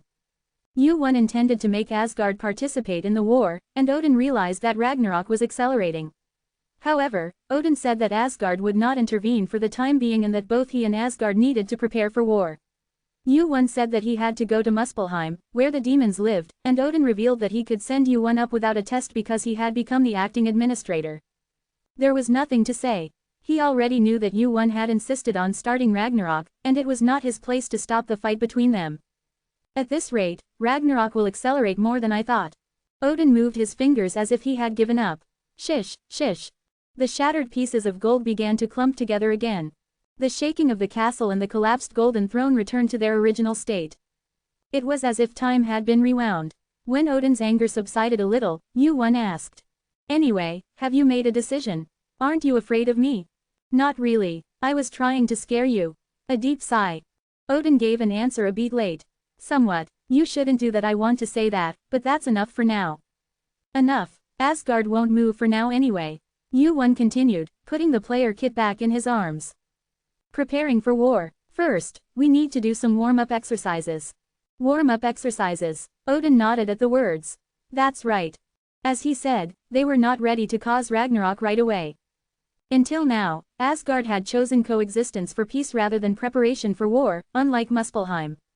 No matter how powerful a force, if it is scattered, it cannot exert its full strength. Asgard was not yet mentally prepared. Also, and the one who needs to prepare the most is you, Odin. It was the same for Odin. Odin's face, which had been hit, twitched. When was the last time I was read so easily by someone? It was only the second time they had met. However, he had no choice but to admit it. You seem to know me quite well. Yuan knew him well. He knew him scarily well. He was not afraid of being angry, and he knew how he would think and judge. Anyway, his determination for Ragnarok was set. Odin's interest turned in a different direction. What was your relationship with me? We were friends.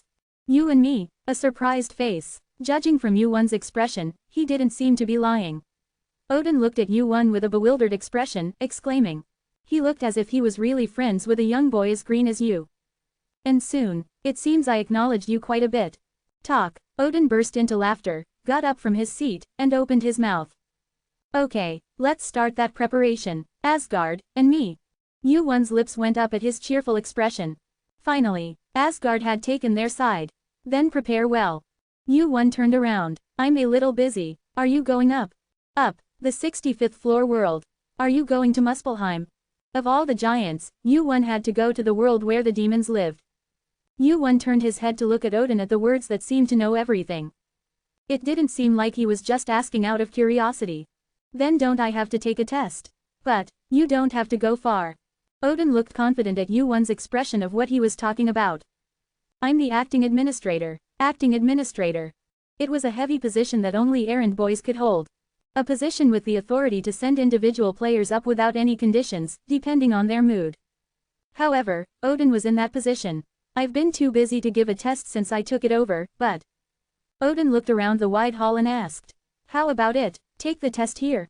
Chapter 251. Here, that will be much easier. Thud. Odin, who had gotten off his throne, took a step closer to Wu Jin. Isn't the difficulty not a problem either way? The castle is the problem. Even if it collapses, it's not hard to build it again. It's not that dangerous of a test.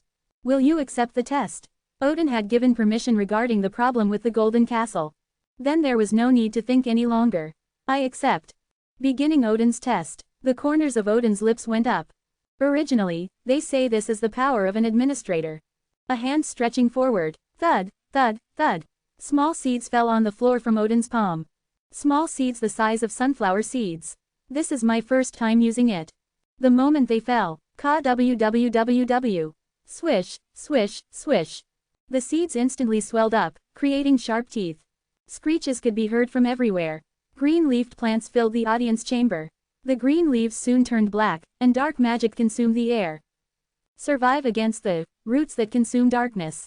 Roots that consume darkness. It was a creature he had never even heard the name of. It was probably a seed that Odin had gotten from the administrator for the test. It seems like the difficulty might be a little high. Swish. The roots that consume darkness lowered their heads. Even just by their initial appearance, the creatures that had been looking for something to eat immediately became harmless lambs in front of Wu Jin. There was no way to find an enemy. The one who was bewildered by that appearance was not Wu Jin but Odin. The roots that consume darkness are lowering their heads. While serving as the administrator's proxy, Odin had heard an explanation about the seeds he had received from the administrator. Regardless of their abilities, it's normal for them to be attacked. That's because the system is usually applied to tests. The roots that consume darkness were beings created by the administrators. They had a system applied to them, so they were supposed to move according to the set system, regardless of how strong their opponent was. And the only one who could use those roots that consume darkness was Odin, the administrator's proxy. Wu Jin reached out and stroked the roots that consume darkness. No, the moment he saw him, Odin thought of another existence that could handle the roots that consume darkness. There is one more. There's more, though. An eerie feeling arose. Floor 65, the world most adjacent to Asgard, and the most hostile. Known as the hottest world, it was called Muspelheim, or the Land of Fire. Yuwon crossed over to Muspelheim right away and contacted Sun Ogong again. Bzzz, bzzz. He still wasn't answering the phone.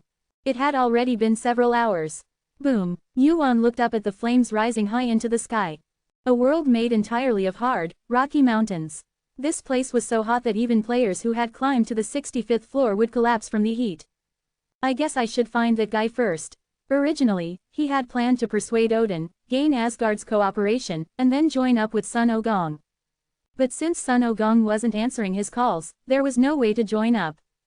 I guess I have no choice but to go find him before I can contact him. Screech. 1AHMGMJong is activated. Fortunately, it wasn't like he had absolutely no way of finding him. Even if he wasn't answering his calls through his kit, he would be able to find his general location using 1AHMGMJung's resonance. He looked around while using 1AHMGMJung. What the? Yuan saw the corpses of giants piled up beyond the rocky mountain. This place is a mess. Woof. Thud thud thud. He felt a tremor in his chest. Dana lifted her head. The creature that had just barely peeked its head out turned its gaze to one side. What's wrong? Grr, growl. It was hard to understand exactly what it was saying.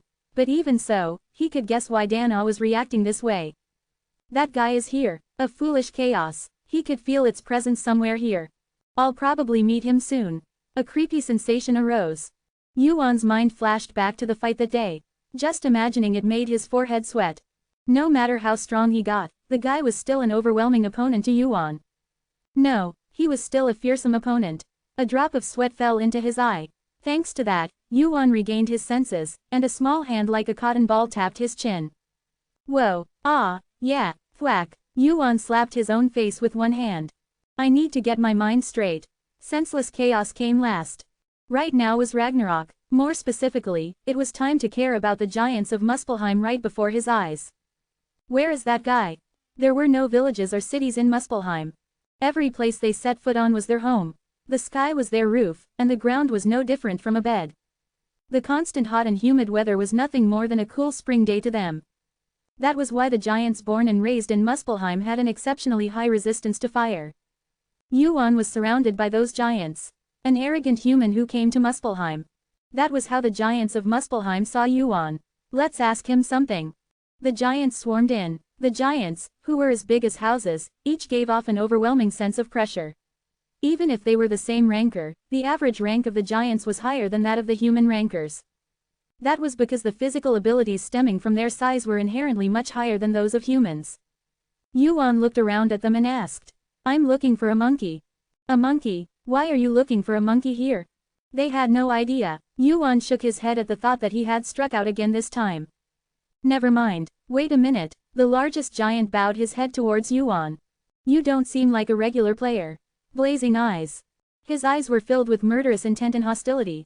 The giants, who would have trampled Yuan right away, were surrounding him for the time being. The giants of Muspelheim, who were hostile to humans, had one rule. Do not touch the players climbing the tower. It was a promise made by the administrator in their own law. Ranker, are you a ranker? Sun Wukong, who was riding a somersault cloud, got up from the somersault cloud with a grinning face. At the giant's question, Eugene nodded his head. I'm a ranker. Of course, a human ranker has come to Muspelheim. It's war. Ear-piercing voices. As the giant's voices noisily rang in his head, Eugene continued to speak, furrowing one side of his brow. And also a player they don't listen to the end. He wondered if he had said something unnecessary. Eugene looked around at the giants around him. There weren't many giants that seemed to be rankers. There was no need to waste time. Normally, I wouldn't have to fight. Anyway, they couldn't attack him until he attacked them first. That was the promise the giants of Muspelheim had made with the administrator. However, crackle, there's no point in wasting time here.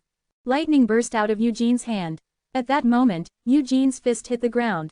Boom, a momentary blackout. The sound and vision disappeared, and a little later, Eugene saw the giants around him lying on their backs with their eyes rolled back.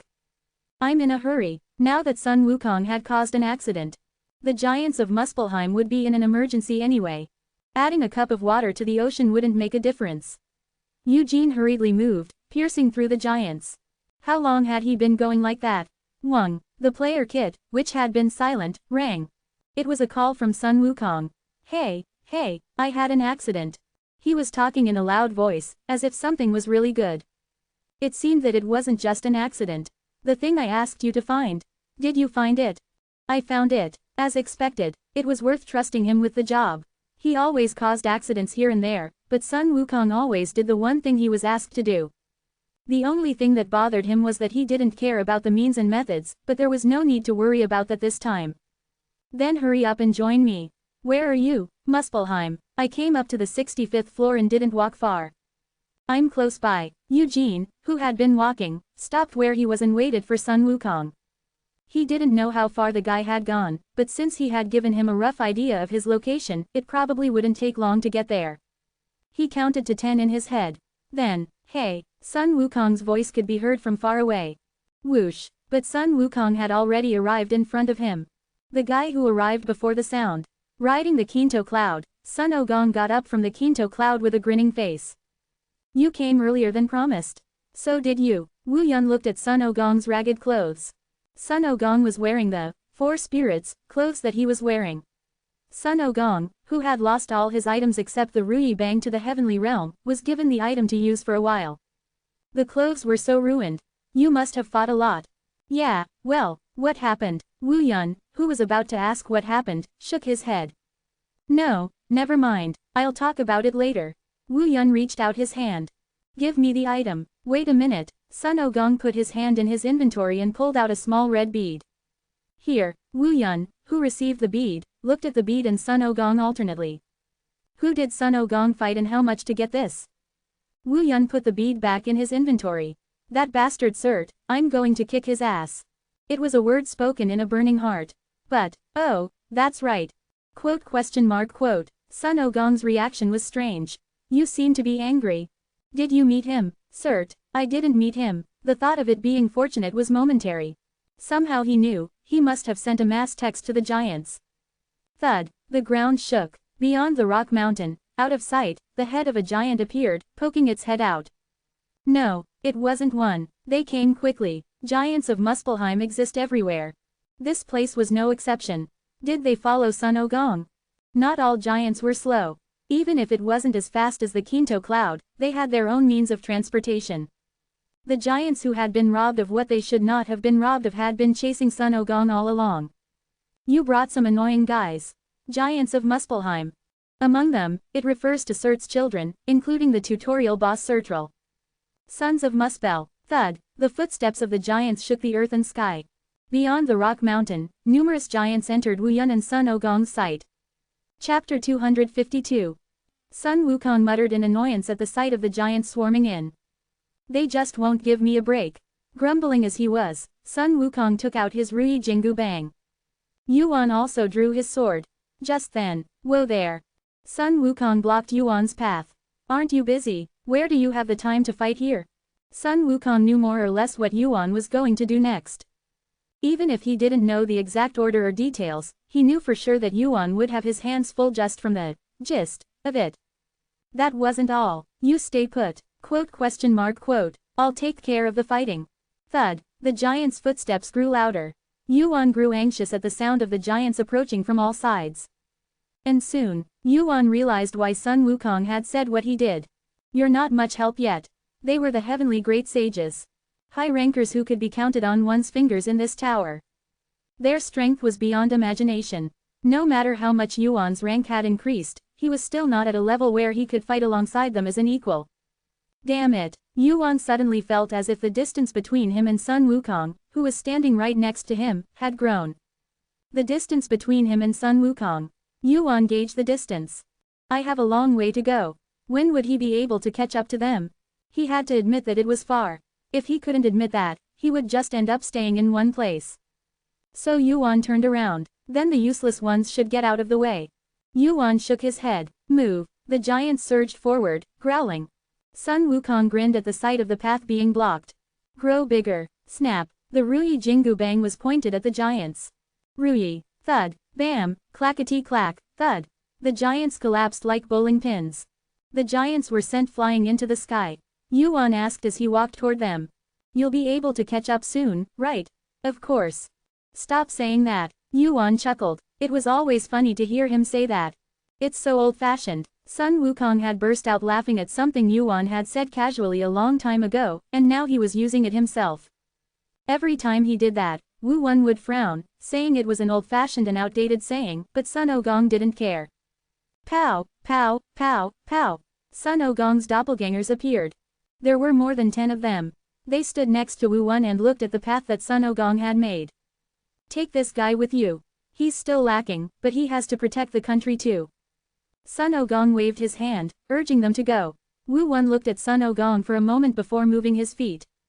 Just like that, Wu Yun left the place with dozens of doppelgangers. And the place where they had been. Then let's have some fun. Sun Wukong spun the Ruyi Jingu Bang that had gotten smaller and flashed the Huoyan Jinjing toward the giants. I'll start Ragnarok first. The Sea of Muspelheim was made of lava. The lava that was not solidifying and was eternally burning was like the symbol of Muspelheim. And there was an island in the middle of the lava sea. At the center of the island, there was a giant who was bathing in the lava. The great emperor of the heavens.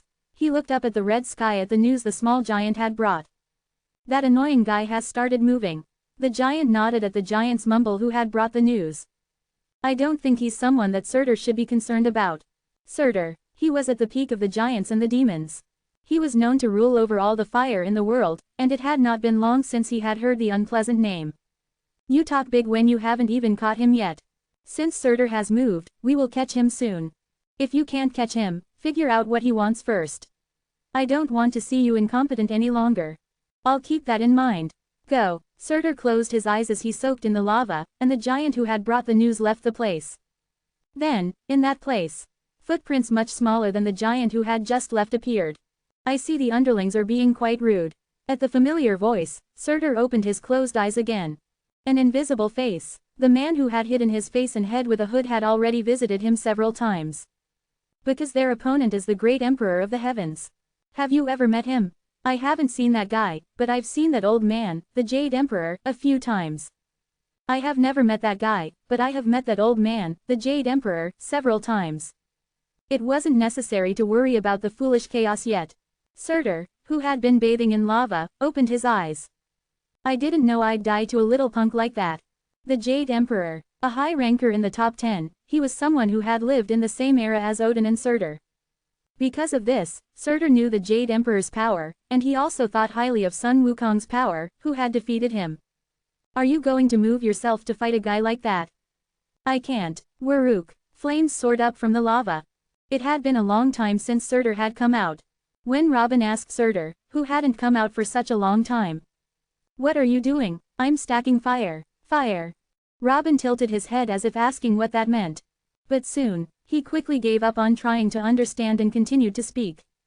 Anyways, if we don't hurry up and catch that monkey, Ragnarok will be a mess. Swoosh. Surtur's gaze turned towards Robin. An ant-like punk that was small compared to his size. His hand, which was large enough to cover the sky, reached out towards Robin. Do you think this will scare me? He felt like he could crush him to death if he wanted to. Actually, that was what he had intended to do when they first met. However, Robin didn't die. Of course, this isn't my real body, it's just a clone. He was just a clone, not the real thing. I'm telling you the truth. The truth about what? The heavenly great emperor. He's immortal. Gulp, gulp. The lava started to bubble, matching Surtur's mood. The weather, which had been hot already, became even hotter. Surtur raised the corners of his lips as he thought of the heavenly great emperor. I'm curious about that too. Even if he burns to death in this fire, I wonder if he really won't die. Muspelheim's lava wrapped around his body. Surtur, who was wrapped in flames and lava, burned the fighting spirit he had been holding back. I should look forward to it. It'll be like a warm-up before fighting Odin. It had been 10 days since Sun Wukong had gone out of contact. Did he lose his player kit while he was fighting? He was worried, but Yu-Won tried hard to forget about it. He won't die. Even if the foolish chaos made a move, there was no way Sun Wukong would die. Because Sun Wukong was immortal. It wasn't necessary to worry about the chaos of foolishness yet. The foolish chaos would reveal itself when the wall collapsed and the outers started entering the tower, not when the guy started moving. It was also the reason why Yu-Won left Sun Ogong there alone. Even if he felt sorry, Sun Ogong would never die. 10 days. Perhaps the past 10 days were the busiest time Yu-Won had ever spent since returning to the past. And after 10 days, Yu-Won returned to Asgard. Will I meet that guy? Yu-Won nodded in response to Odin's question as he watered Yggdrasil. I need your permission to do that. It's not that difficult to give permission. However, Odin turned his head and looked at Yu-Won. If you let him out, it could be dangerous. I know. Even so, you're going to meet him. For now. Odin pondered over Yu-Won's answer for a moment before raising his hand into the air. Creak. Golden light poured out of Odin's hand. The light that had gathered together soon transformed into a small key. The key is here. It's not difficult to let him out. Odin didn't hand over the key right away. But I'd like to know the reason. The reason why you want to meet that guy. Because I think he'll be helpful. Will he be on our side? I'm not sure yet. The possibility, I originally thought it was less than 10%, but Yu-won nodded. I changed my mind a while ago. 50%. Exactly half the possibility. After pondering for a while, Odin handed the key to Yu-won. Take it. Yu-won, who received the key, immediately left the room. Yu-won glanced at the gazes of the rankers passing by the golden castle. The gazes of those who seemed busy playing and enjoying the peace until a while ago had changed. Asgard is preparing for battle. Thud. Yu-won headed to the underground of the golden castle. As he handed over Odin's pass, the soldiers blocking the entrance stepped aside. Unlike the dazzling appearance of the golden castle, a humid and dark staircase appeared. I have to turn the victor around. Over the past 10 days, Yu-won had moved to reverse the victory or defeat. And this step was an extension of that. Originally, he hadn't thought about it. Just as Odin had hesitated to give him the key, Yu-won also hesitated over this choice. And his fellow comrades felt the same. No matter how urgent it is, that's a bit. Even if Ragnarok is a difficult fight, getting that guy involved could turn out to be a mistake. It's not impossible, but the chances are, instead, it might just increase the difficulty of Ragnarok. Negative thoughts. However, there was one person. There was someone who gave a vote of approval, not opposition. He could be helpful. He was the most unexpected person. No, he'll definitely be helpful. Heracles. In a situation where everyone was opposed, he suggested a different opinion. However, his opinion was quickly dismissed. It was because his reasoning was weak. When asked why everyone thought so, Heracles answered like this. Intuition. As someone with the same bloodline. Thud. A long staircase. It was a staircase as deep as the heavenly prison. In reality, the basement of the Golden Castle was used as a prison to confine and watch over the criminals of Asgard. The basement of the Golden Castle, where Odin, the Valkyries, and countless rankers resided, could be considered the most perfectly secure prison just by itself. Thud. The sound of footsteps going down the stairs echoed in his ears. The few prison cells were empty. There were only a few cells that were occupied. The criminals in those few cells were rankers who were so notorious that the tower would shake the moment they stepped outside. And one of them. We have an unwelcome guest. The familiar voice came from where Wu-won had stopped walking. Inside the dark iron bars. Wu-won took out the golden key and opened his mouth. I brought the key. Swish. Inside the pitch-black iron bars, two golden eyes appeared. They were incredibly beautiful eyes. Those eyes looked at the key in Wu-won's hand. What do you want? A beautiful, feminine voice asked. Eyes that had gotten used to the darkness shone upon the man who was leaning against the wall in the prison cell. To the straightforward question, Wu-won answered just as straightforwardly. Join our side. Beautiful hair as radiant as the color of his eyes. A criminal of Asgard who everyone opposed but who only one person approved of fighting with them. Zeus. Yu-won held out his hand to him. Chapter 253. Zeus's eyebrows twitched. Our side. Zeus remained impassive. His expression and voice were inscrutable. As expected, he was a difficult opponent to converse with. What do you mean? Something was up. Zeus noticed it right away. Obviously, Zeus should have been the one trapped in prison and unable to leave, but instead, his expression and tone of voice made him seem more relaxed. There will be a war. Ragnarok, you mean? You know about it? Zeus knows about Ragnarok. How on earth? Question marks floated above his head, but he didn't show it.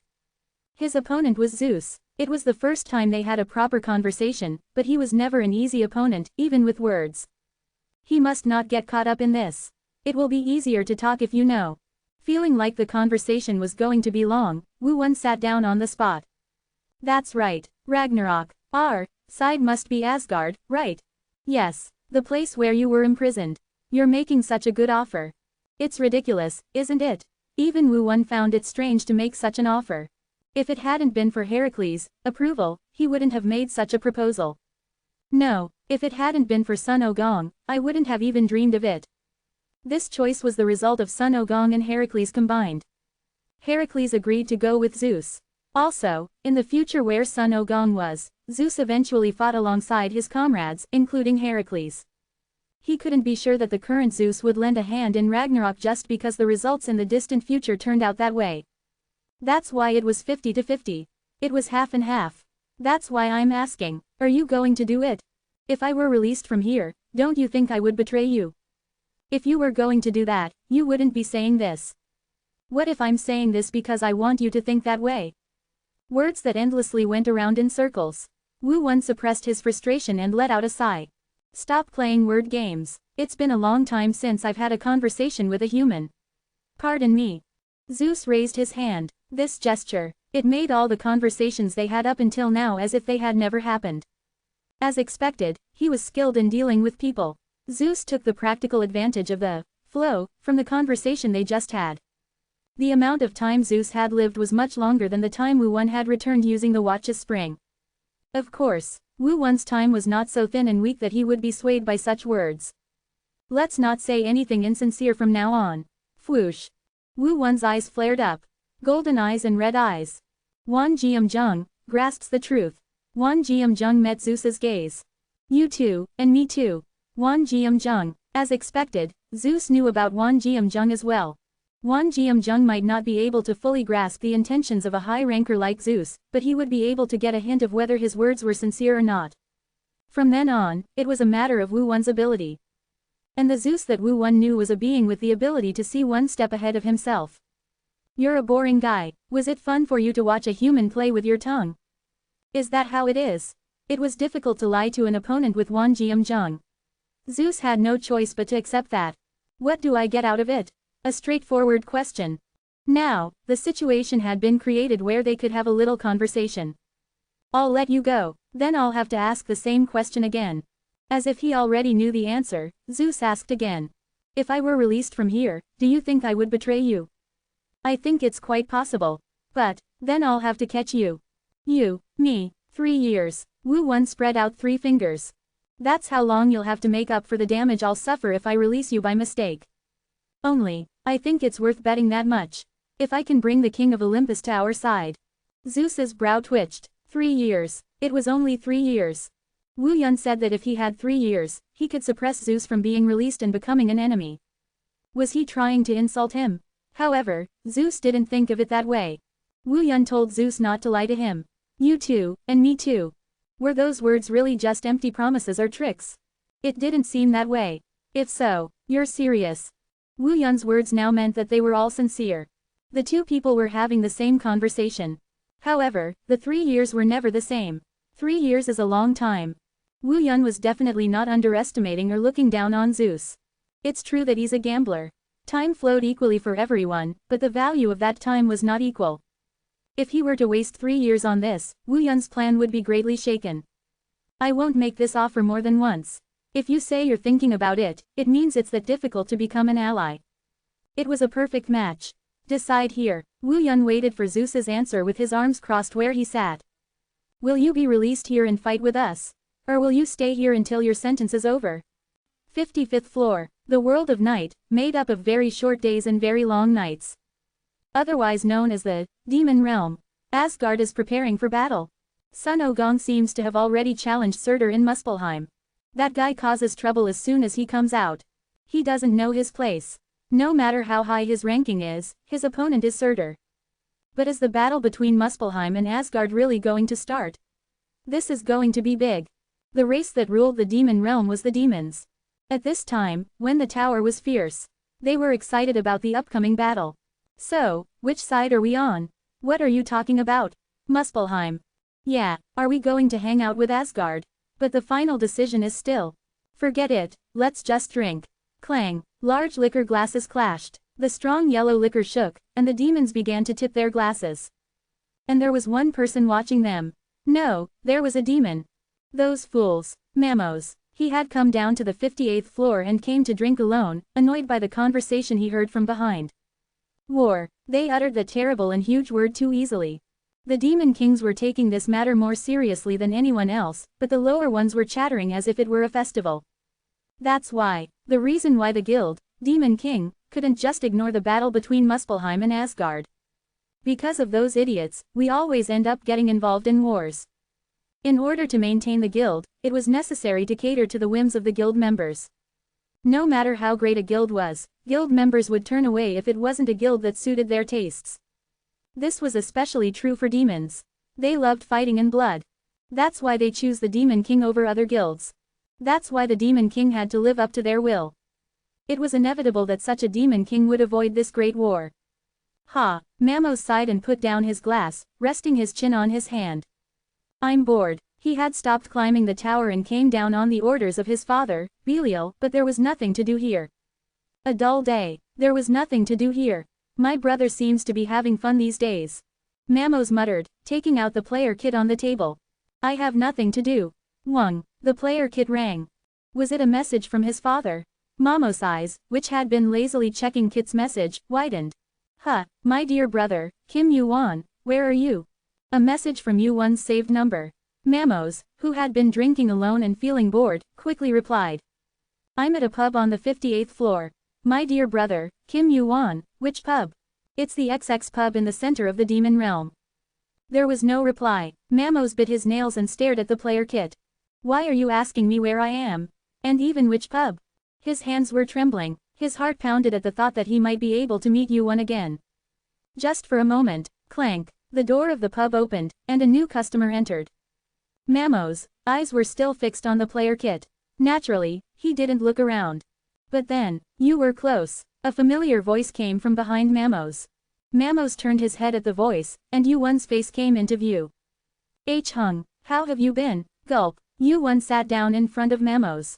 A cool greeting. Mamos thought he hadn't changed and nodded with a broad smile. I've been well. How about Hung? Mamos, who was about to ask how he was doing, nodded his head. I don't have to ask how you are. I've heard everything. He had heard rumors about Yu-won whether he wanted to or not. Mamos was even interested in Yu-won. I heard you saved the Heavenly Demon Castle. Thanks to that, you even got a ranking. That's what everyone says. The fact that the Golden Castle and Valkyries were interested in Yu-won was because of that ranking. He knew that rankings were important to rankers, but it seemed that players thought the same way. It's unusual, no, it's unprecedented. It's natural that people are talking about it.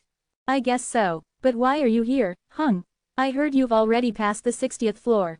Once Yu-won went up, he didn't come back down very often.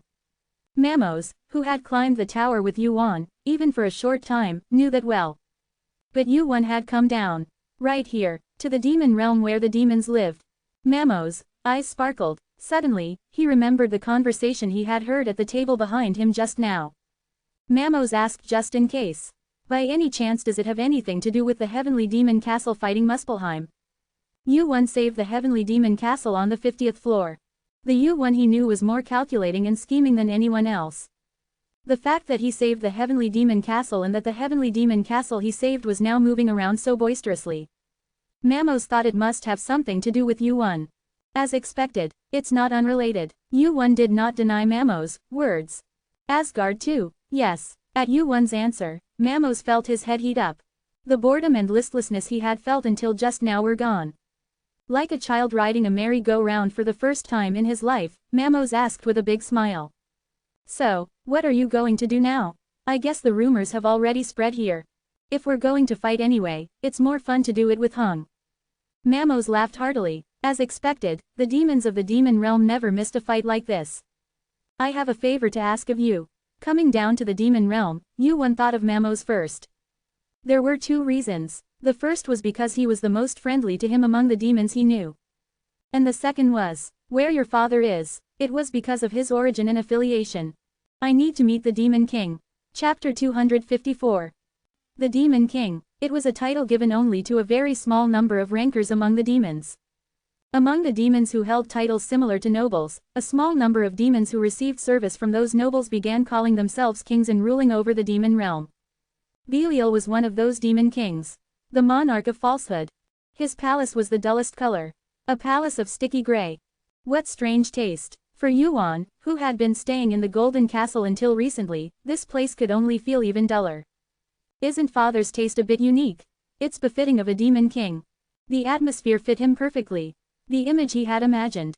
Yu-won had only heard of it, but this was his first time actually visiting the Demon King's castle. Not all demons are dark. There are some who like pink. There really are all sorts of weirdos. I know, right, I don't get it either. As they chatted idly and walked, they soon reached the center of the castle. Belial's castle was even more deserted than the Golden Castle. There was no sign of life, not even the feeling of an ant crawling. Is he using this large place all by himself? As they walked like that. An escort, yes, Yu-won muttered as he stopped walking, and Mammon was startled and looked back. That moment, Mammon's body floated up, and a large eye appeared. Crack, Mammon. Belial's eye, crimson eyes and black veins glared at Mammon.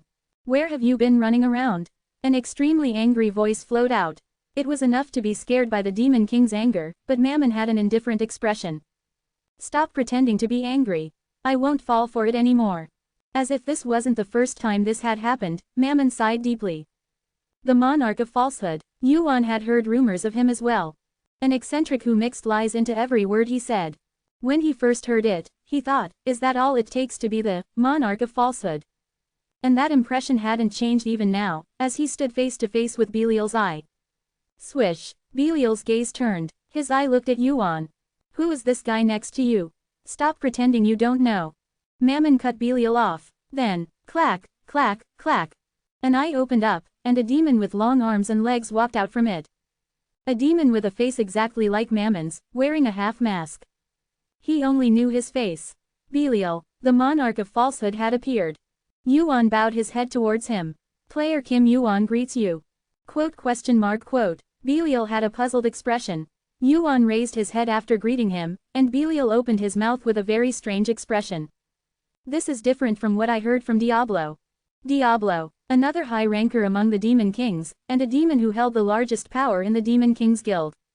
He was the only one among the Demon Kings who had some connection to Yuan. However, Belial felt that the image of Yuan that Diablo had told him was different from the one he was seeing. You're Mammon's father, after all. That was the reason Yuan was being polite to Belial. Shouldn't I act humbly as the older brother? You're being polite to me not because I'm Belial, but because I'm Mammon's father. It was the first time he had ever heard of such a thing. After becoming one of the heads of the Demon Kings, everyone who bowed their heads to him did so because of his power. Yuan's head wasn't bowed for such a reason. If it hadn't been for what Diablo said, I would have thought it was nonsense. Yuan was someone who had been confident even against Diablo, even though he was just a clone. There was no reason not to believe him. Then I guess I should treat you as my son's guest as well. Belial turned around. Immediately after, he walked into his eyeball. Come in. Thud. Belial's figure disappeared. Belial spoke unilaterally and disappeared unilaterally. Mamos looked back at Yuan with a worried expression. Just to let you know in advance, father is someone who lies naturally. I know. His words about treating you as his son's guest are probably a lie too. Yuan nodded his head. From the moment Belial appeared, Yuan had been using the Eye of Truth. I have to stay sharp. His opponent was the Lord of Lies. He might be lacking compared to Zeus in terms of strategy or trickery, but when it came to deceiving others with lies, he was much more skilled. Even with the Eye of Truth, he wouldn't be able to see through all of his lies. Thud. Yuan followed after Belial. And in that moment, you have entered the Chamber of Lies. A pitch-black darkness enveloped Yuan. A dark darkness where he couldn't see even an inch in front of him. Mamos, who had been following him, was nowhere to be seen. He had already stepped into Belial's territory. I like Q&A. Belial's voice. His offer to treat him was also a lie. Even though he knew what he was getting into, the mere fact that the other person had tried to deceive him made him feel unpleasant. From now on, when I ask you something, you ask me something. We can mix lies and truths in our answers. His voice was full of excitement. This was Belial's amusement. It started. Belial's Q&A. It was a fairly well-known game among the higher demons. As the Lord of Lies, Belial enjoyed mixing truth and lies in his stories. Yuan had come to Belial for this reason. Exactly, to engage in a Q&A with him. There's one more rule. After saying one lie, you must tell the truth for the next one. Of course, that's only if the other person sees through the lie. What happens if I think it's a lie but it's actually the truth? Then you'll have to accept the penalty of being wrong. That person must tell the truth for the next question from their opponent. How about it? Sounds fun, right? Would you like to accept Belial's Q&A? A conversation mixed with lies and truths. But in the process, it was impossible to know what was a lie. If he figured out the lie, he would know that the next answer was the truth, but in order to do that, he had to see through the lie first. It meant that it was a conversation where everything could feel like a lie until he figured out what was false. It sounds fun. Belial's lies, and the battle of the Eye of Truth. Which would be better, and which side would think faster? Rather than fighting Belial, the Demon King, with strength, this was more to Yuan's advantage. I'll ask first, what is your purpose for coming here? It was a question that he didn't have a reason to lie about. Yuan answered, I want to fight alongside the Demon King. Yuan told the truth while also hiding the truth in his answer. Fight alongside him. Whether it meant that he would join Muspelheim with the Demon King or that he wanted to bring the Demon King to Asgard, there was no way to tell from that answer alone. One answer got rid of one of the other person's questions. A battle where words were like spears, swords, and shields. Now it's my turn. You're quite skilled. His voice had a snort mixed in, as if he found it amusing. Yuan slowly opened his mouth. Does the Demon King plan on intervening in the war? The Demon King goes wherever there's blood. Now it's my turn. Which side are you going to join, Asgard or Muspelheim? Asgard. That's my choice. The Demon King is in Muspelheim. A series of meaningless questions and answers. Yuan and Belial were careful with their questions and answers. This was because if they were caught in a single lie, they wouldn't be able to escape the next question. Lying also had to be done carefully. In addition, they had to mix in believable lies to confuse their opponent. Only then would they be able to find the meaning of this conversation. This isn't going to end like this. Yuan realized that they were hiding from each other. He had to shake things up. To do that, the current questions weren't enough. In that case, what kind of son is Mamos to you? Unlike before, the answer didn't come right away. This was because it was a completely different question than what he had expected. This is it. Yuan infused his magic power into the peace of mind and looked at Belial in the darkness. Where did the demon who was having a conversation go? He's a son who was there but lacking. The peace of mind detects a lie. Boom. Yuan's eyes, which had been staring into the pitch-black darkness, flared up. A very brief moment of agitation. That gap was enough. The eyes that had been searching for lies and truth revealed Belial's lie. This answer is unexpected. He knew that Mamos was Belial's sore spot. If not, Belial would have created a bloodline by having many sons like the other demon kings. Despite this, Mamos didn't receive much love from Belial while growing up. Yuan thought there must have been a reason for that. However, even here, Belial used the opportunity to lie. That's a lie. You have detected a lie. Belial's next answer must be the truth. Belial's agitation could be felt. To waste an opportunity to lie like this. It seemed that anything about Mamos would unconditionally result in a lie. This makes the conversation easier. Grasping one definite lie. That was the task that Yuan had to achieve in this conversation. The initiative, which had not moved in either direction, began to lean towards Yuan. Ask your question. Just like the answer, the question didn't follow right away. His next answer had to be the truth. Whether it was because of the pressure or because the Lord of Lies had lost in the conversation, Belial was agitated. How were you able to come this far? It was quite a comprehensive question. It was proof of his confusion. If he gave a vague answer like, I did my best, here, he would be able to pass the question. However, Yuan had been waiting for this kind of question. I know everything that will happen from now on. Even the outcome of this war. That's a lie. Of course, Belial denied Yuan's answer. An all-knowing being. A being that even knew the outcome of the war between Asgard and Muspelheim, such a being couldn't exist. However, Kim Yuan's answer is true. Belial must tell the truth for two questions. What? The conversation technique informed Yuan that his words were true. This was a conversation technique that was intervened by the power of the system. Even as an administrator, it was impossible to deceive the system. No matter how high the rank of a high ranker, they were not free from the power of the system. The system revealed that Yuan's words were true. Belial's questioning authority was over.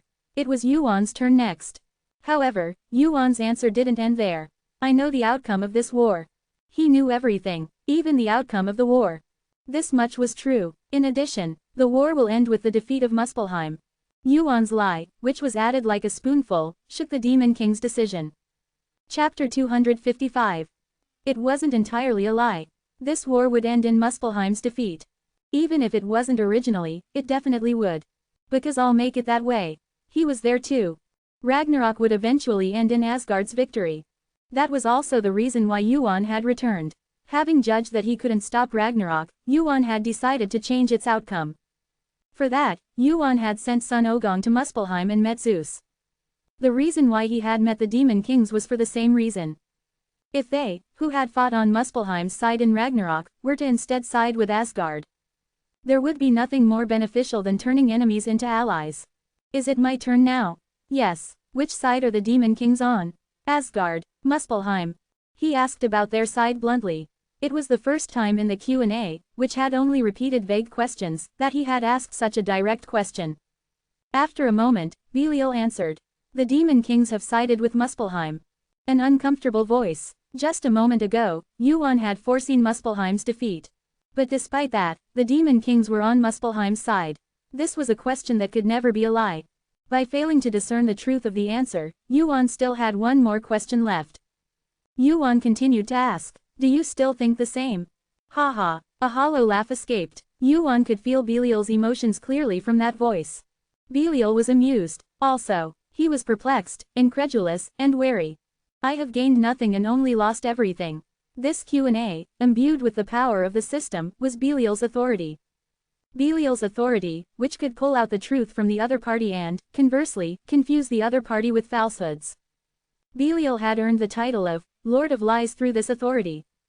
But Belial had revealed all of his inner thoughts in the Q&A without gaining anything from it. I think differently. Certainly, I am shaken a little. A second truth came out. To this extent, he could say that he had achieved half of what he had aimed for. Yuan's purpose from the beginning was to meet Belial and shake the axis of the Demon Kings. Yuan's lips curled up. This was enough. Do you want to continue? Damn it. Boom. The darkness that had covered Yuan disappeared. He hadn't been consumed by the darkness in the first place, but it still felt like his vision had become much clearer. Let's stop. If this continues, I'll lose everything. Belial shook his head and lifted the mask that had been covering his face. Marmu, who was in the now brightened background, had a bewildered expression. What on earth had just happened? Soon, Marmu asked with a doubtful face, reading the reactions of the two. Hung, by any chance, the Q&A. Yeah, I did it. It really was the Q&A. But the reactions of the two were too different. Belial, who looked like he had lost, and Yuan, who looked satisfied. It was clear to anyone who could see who the winner was. Did you win, Hung? Yuan shrugged. It wasn't a fight where they had hit and kicked each other, and there was no one injured or dead. How could there be a winner or loser in such a fight? At least, for Yuan, the Q&A was a fight without a winner or loser. However, just what kind of bastard is he? It was different from Belial's perspective.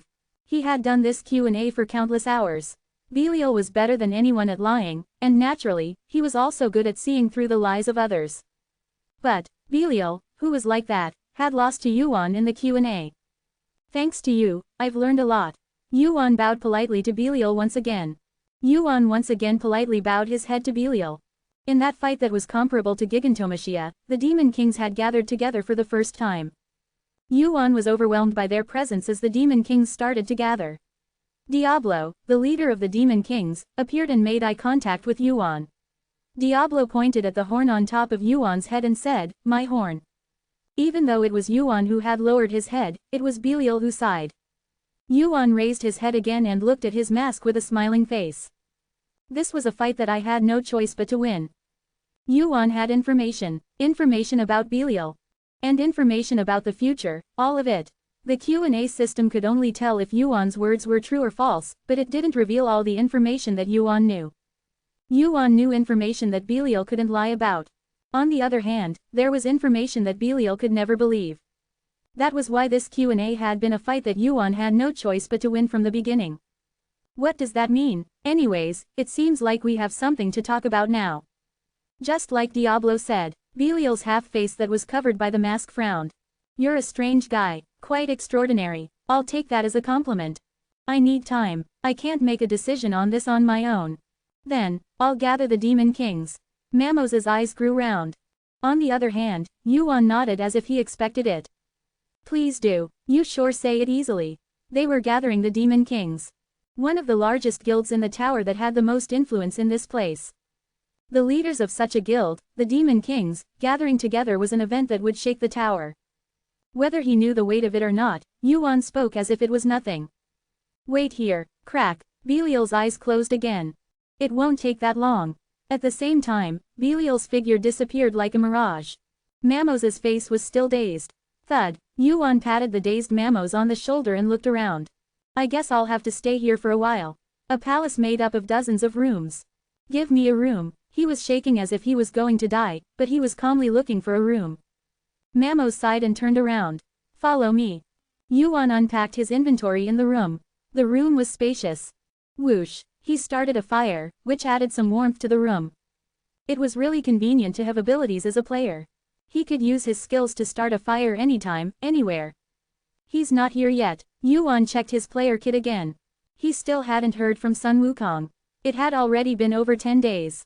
Was he still fighting? It's not impossible. From what Yuan remembered, Sun Wukong's longest fight had been over 50 days.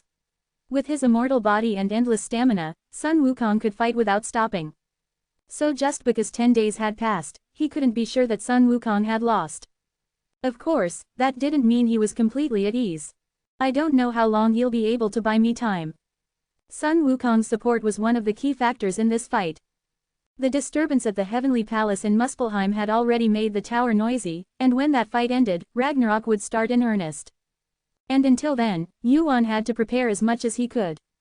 It seems like something big is going to happen. Mamos, who had shown him to his room, looked out the window while patting his chest. It was dark outside. The demon realm was mostly dark at night. Demons rushed around. They all seemed to be excited about the upcoming fight. Is a big fight waiting for us? Probably. From what I know, this is only the second time the Demon Kings have been gathered. Mamos was the son of one of the Demon Kings, Belial. He had studied a lot since he was young, and that included the history of the demon realm. The Great Heavenly War, the fight between Heaven, Sky, and the Demon Kings. That huge war was the first. The fight between two huge guilds that hated each other. In that fight equaling Gigantomachi, the Demon Kings were gathered together for the first time. It was rare even to gather the Demon Kings who were individualistic. And now, Wu Wan brought them together through his conversation with Belial. The Demon Kings will probably side with Muspelheim. Muspelheim has manijons off the demon race. Their personalities also match well with the Demon Kings. Momo's thoughts were accurate. In the future that Wu Wan remembered, the Demon Kings sided with Muspelheim and fought in Ragnarok.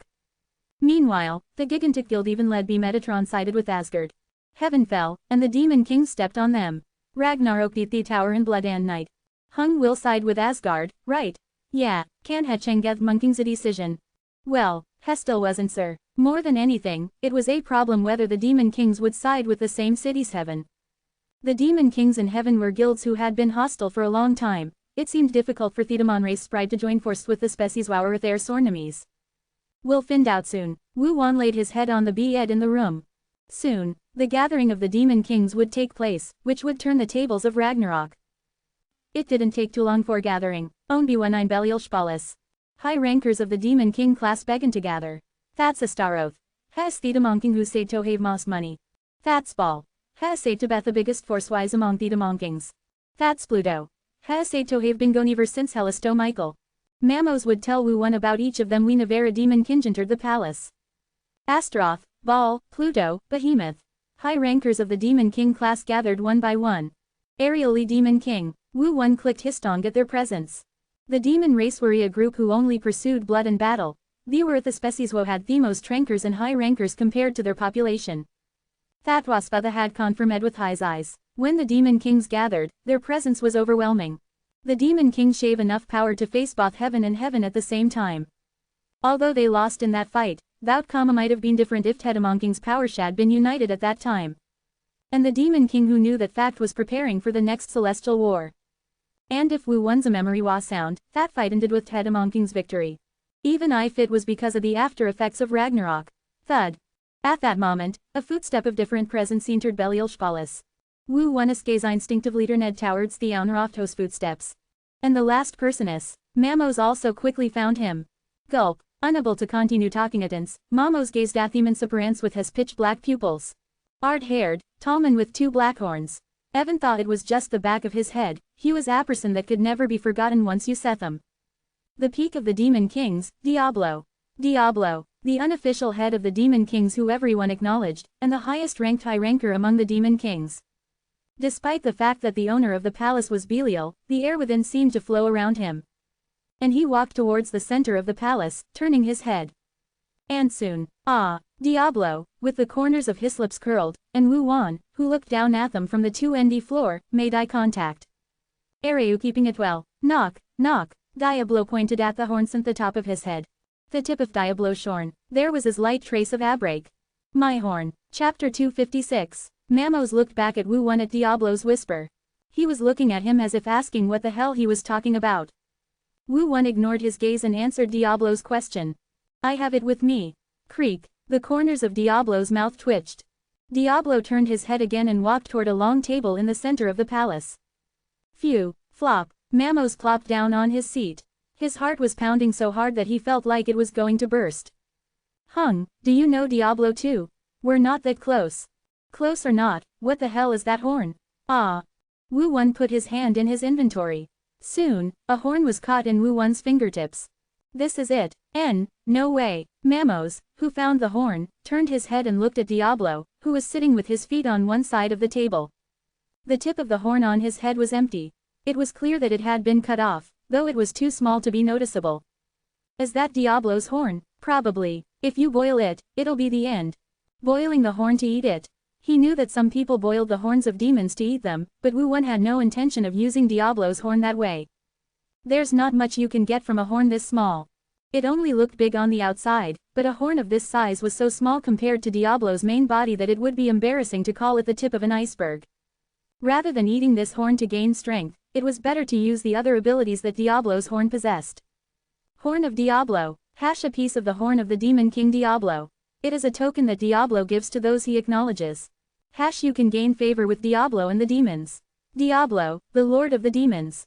To be recognized by him and receive his horn was enough to gain the favor of the other demons. Moreover, it was the same even for demon kings, not ordinary demons. There was a saying that if there was one true king, it would be Diablo, so Diablo's evaluation was high among the demon kings. In fact, even if you just looked at the rankings, Diablo's ranking was overwhelming. I think everyone's here now. Finally, as Belial, the owner of the palace, sat down, all the seats prepared for the Demon King were filled. 10 seats. Wu Wan looked down at the seats and opened his mouth. Let's watch for now. I smell a human. As all the seats were filled, Behemoth opened his mouth. He lifted his head and Behemoth looked up at Wu Wan. Is it because of that human? Did you gather us all? Behemoth, a high ranker with the largest mass among the demon kings. His main body was the size of an island. Behemoth was known as the largest living being in the tower, and the power emanating from his mass was said to be enough to destroy a city just by passing by. Just because of that guy. Just because of that guy. Wu Wan felt as if he were wearing a thick mask that could never be taken off. Kim Wu Wan, I've heard the name, but isn't that too much? Do we need to be swayed by such words? Dry reactions. Diablo said nothing and remained leaning back in his chair with his feet on the table. However, Belial's reaction to looking at such demon kings was different. Speaking words you don't mean. Belial's eyes pierced through the demon kings. If you really thought that way, you wouldn't have come here. Right. That bastard's mouth again. Talking to that bastard makes me feel dirty. He's the one who's the best at lying.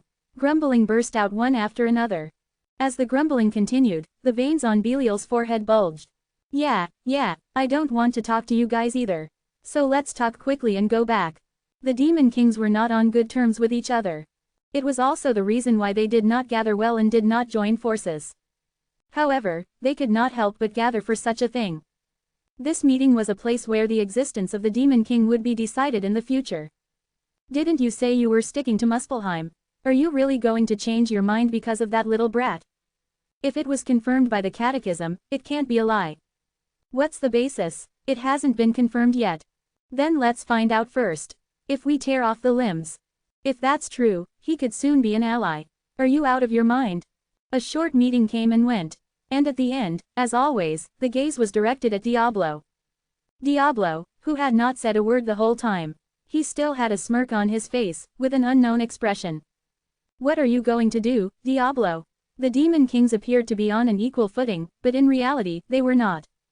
All eyes were on Diablo. Because he hadn't said a word from the beginning, the direction of the meeting hadn't been set. A group tends to sway greatly according to the will of the leader. The demon kings were no different. As the situation was set, Diablo opened his mouth with a still smiling face. Swoosh. Diablo's head tilted back and his eyes met Wu Wan's on the second floor. I want to fight that guy. At those words, the demon king's gazes turned to Wu Wan. I want to fight. It was Diablo, not anyone else, who said it. Diablo had shown his will to fight. What on earth is the reason? Everyone was surprised, and Belial asked with a vague face. Do you mean literally that you want to fight that guy, or do you want to fight together?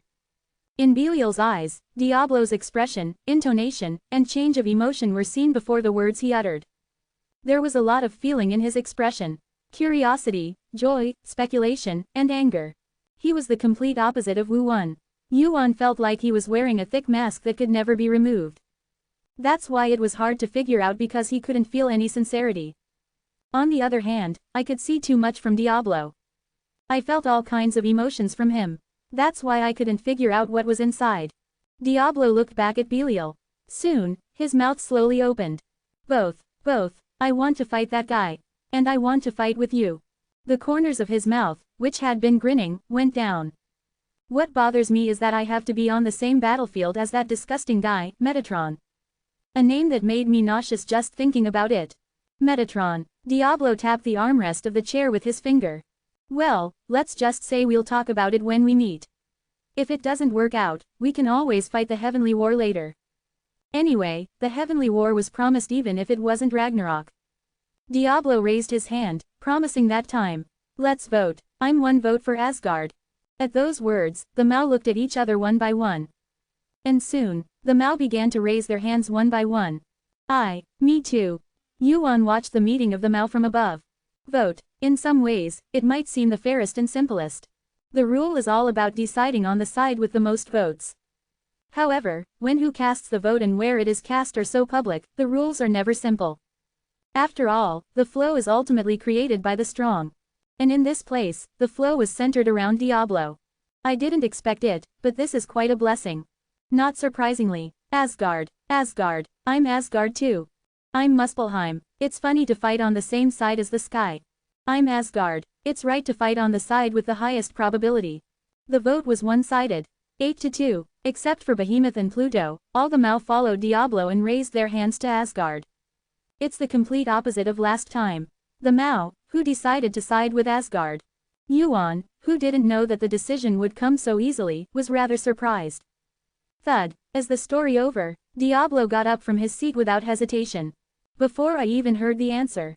Hey, Diablo, who looked up and looked at Yuan, nodded his head. Follow me. The wind blowing in Muspelheim was mixed with blood. A different kind of blood from the sea. It was the smell of blood. Gurgle. A thick stream of blood flowed like a river and a sea. Giant footprints were imprinted on the sticky blood. Thud. You're as tenacious as an ant, despite being so small. A fire flashed in the eyes of the giant who had put his foot down. I will trample you to death like an ant. The next thing that happened was that the giant's body, who had made up his mind like that, floated up. I'm not small. The small hand holding onto the giant's foot draws a circle. You guys are big. Flash. Boom. The giant's body that was lifted up flew. The body of the giant that Son Goku swung became a giant weapon and attacked the other giants. Bang. The giants fall. Son Goku looked at the giants and laughed. Why are you guys picking a fight when you can't even pay for your funeral? Creak. Son Goku's body staggered. His vision was turning gray.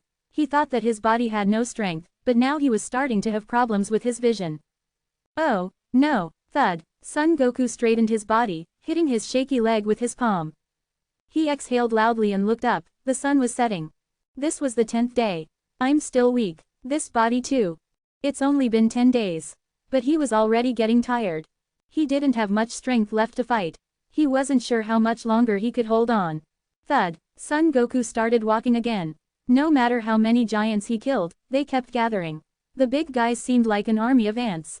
Son Goku felt the power of Muspelheim once again. The power of hundreds of millions of giants.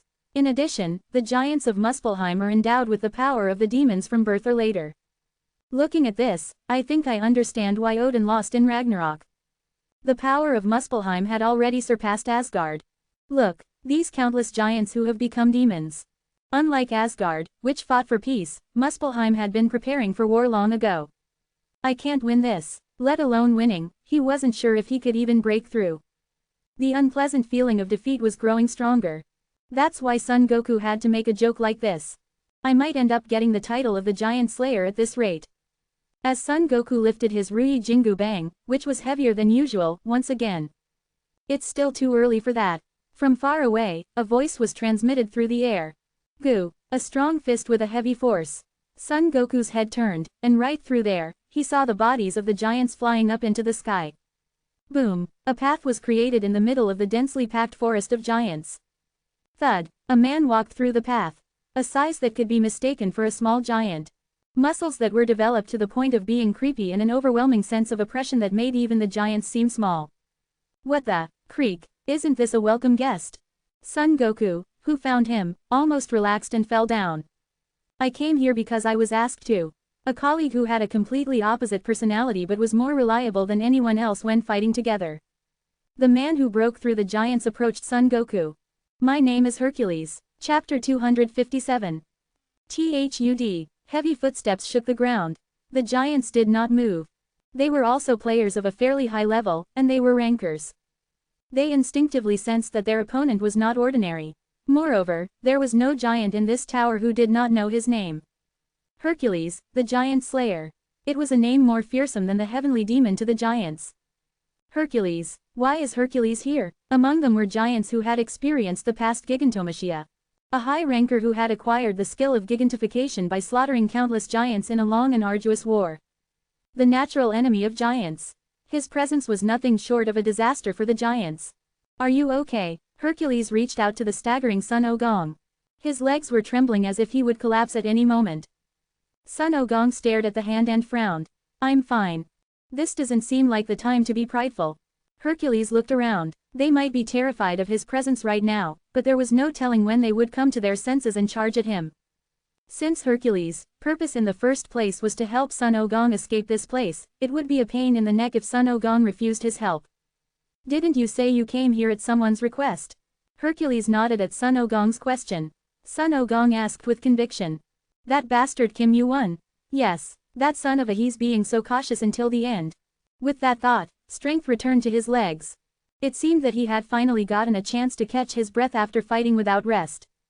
The breathing technique is activated. Your breathing becomes stable.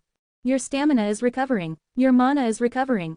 Surging mana, little by little, vitality began to circulate in his body again. This was enough to prepare for battle. Then let's do this again. Hold on a second. THUD. Hercules. Footsteps headed towards the giants. These guys are my specialty. Oh, I see. Sun Ogong would normally have made a fuss, saying that he didn't need any help. But this time, things were a little different. I hate to admit it, but I'm pretty worn out. Sun Ogong glanced at Hercules, back. When it comes to fighting giants, there's no one better than that guy. Sending Hercules here had been an excellent choice. When it came to dealing with giants, the current Hercules would be superior to him right now. I still have some pride, so I can't just sit back and relax. Hercules, who was about to extend his fist at Sun Ogong's words, turned his head. With your condition, you won't be much help. SWOOSH. Something flew in front of Hercules' eyes. Hercules' arm, which had reflexively caught it, shook. A heavy weight. The weight was so heavy that even Hercules would miss it. Creak. The ground on which Hercules stood hesitated a little, unable to withstand the weight. Hercules, who confirmed the identity of the object in his hand, looked at Son Goku. What is this? It's a Ruyi Jingu Bang. Ruyi Jingu Bang. It was an item that was like a symbol of the heavenly court, and it was an item that was known to be handled only by the heavenly court. You may not be used to handling the weight yet, but you'll be able to swing it anyway. With a refreshing expression, Son Goku supported his head with his folded hands. I'll lend you that. Use it well. The original Hercules used a club made from the roots of Yggdrasil. Hercules, who had risen to the top 20 rankings with just his bare hands without any items, had his ranking skyrocket the moment he got the right item. Wung. Hercules swung the Ruyi Jingu Bang in his hand. It was heavy, however, it was not a weight that could not be wielded. That's fine. A light feeling, however, a faint smile was drawn on the corner of his mouth. It was a laugh of self-confidence. Creak, creak. The veins popped out on Hercules' arm. Grow, Ruyi. Zezazes. Creak. He instinctively realized how to use the Ruyi Jingu Bang. The Ruyi Jingu Bang stretched up to the sky. Hercules, who grabbed it with both hands, swung it with all his might towards the giants.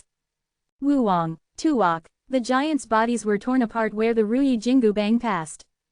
Hercules, who had cleared the path in an instant, said, carrying the huge Ruyi Jingu Bang on his shoulder. It's useful. Wung. The player kit rang. Yuan briefly checked the message on the kit. Hercules. I met him. I felt like my stomach was empty. It was a message that arrived while I was worried. Fortunately, Hercules, Yuan asked Son Goku to take care of him, the natural enemy of the giants. If he ever gets caught and trapped in Muspelheim's no man's land, there is no greater disgrace than that. No matter how much you reduce the number of giants in Muspelheim, it would be a loss if you lost Son Goku in Ragnarok. If it's Hercules, it's fine. Unless Surt moves directly, he won't be able to catch Son Goku and Hercules. Furthermore, even Surt himself would have been in full swing to gather fire by now.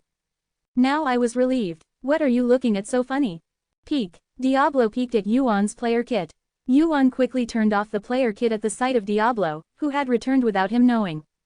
What? It's not funny. Because it's private. I helped you, so why don't you tell me a secret? I appreciate that. Without Diablo, it would have been difficult to attract the Demon King. Even if it weren't Diablo, it would have been difficult to attract the Demon King. He was a high ranker ranked 14th. Even though Diablo was a formidable opponent, he decided that he had to fight to prove himself. In order to lure Susanoo, he summoned all the undead, using Diablo as bait. Diablo became excited by Susanoo's appearance, and the battle between Yuan and Diablo began. The opponent was Diablo, the high ranker was ranked 14th.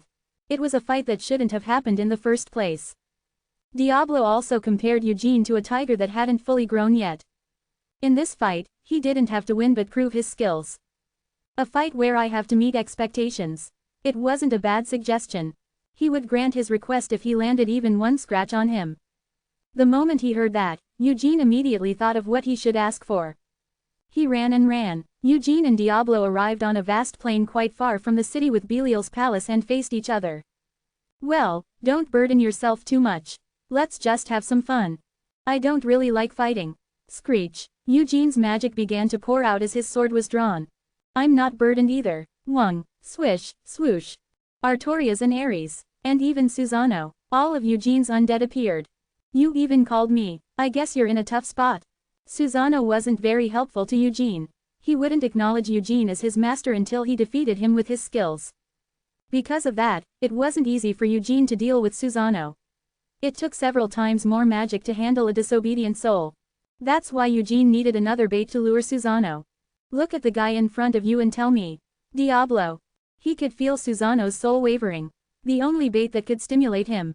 It was the existence of an enemy, strong enough to make Susanoo hallucinate. If you don't want to fight, then go in. You're going to come out like this. Eugene's intentions were obvious. That's why he felt annoyed, but he couldn't help but ask. Diablo was such a delicious bait. Susanoo. He was a famous battle maniac even among the high rankers. Just this once. That's enough. He was planning on making him submit like Susanoo said anyway.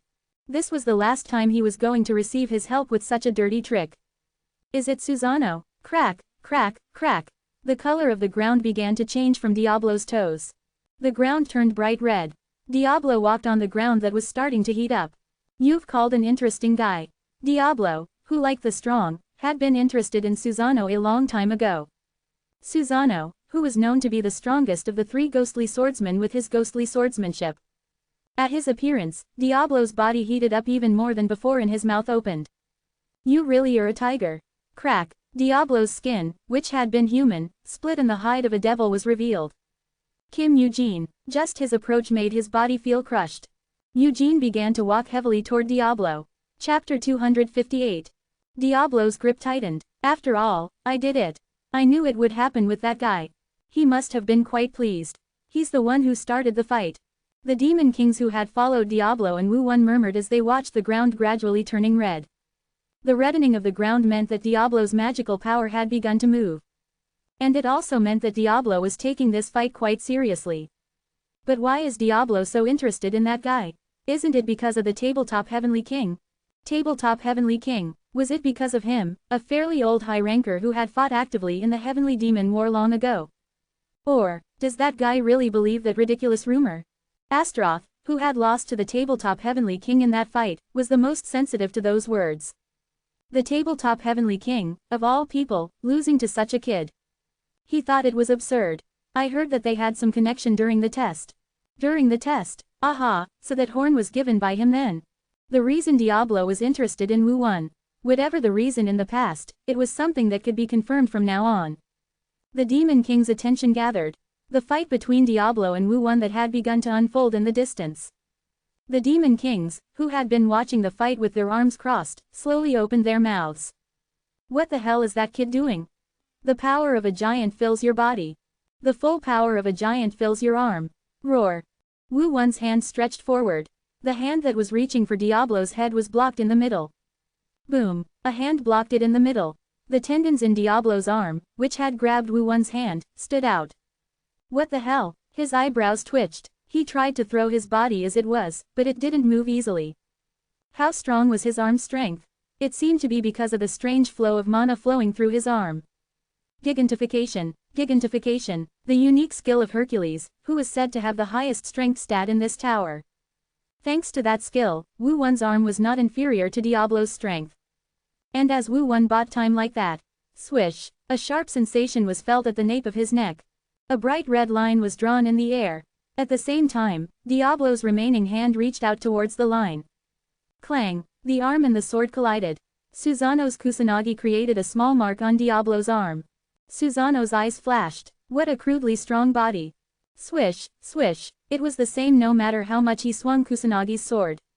Not very fast. No, it was so slow that it was almost dull for Diablo's name. Nevertheless, Susanoo's sword was not able to inflict a proper wound on Diablo's body. It's a shame to be called a ghost. Groan. Diablo's hand clenched into a fist. It's not good to just be fast. Susanoo, who felt threatened, quickly flew up. And at that moment, exclamation mark, Diablo's fist reached out for Susanoo's head. Thwack, boom, Susanoo's upper body disappeared with one punch. Diablo grinned as he watched Susanoo disappear into the shadows. Accuracy and strength are more important than speed. Clickety-clack, clickety-clack. Diablo looked back at Wu Wan, who was still holding his hand.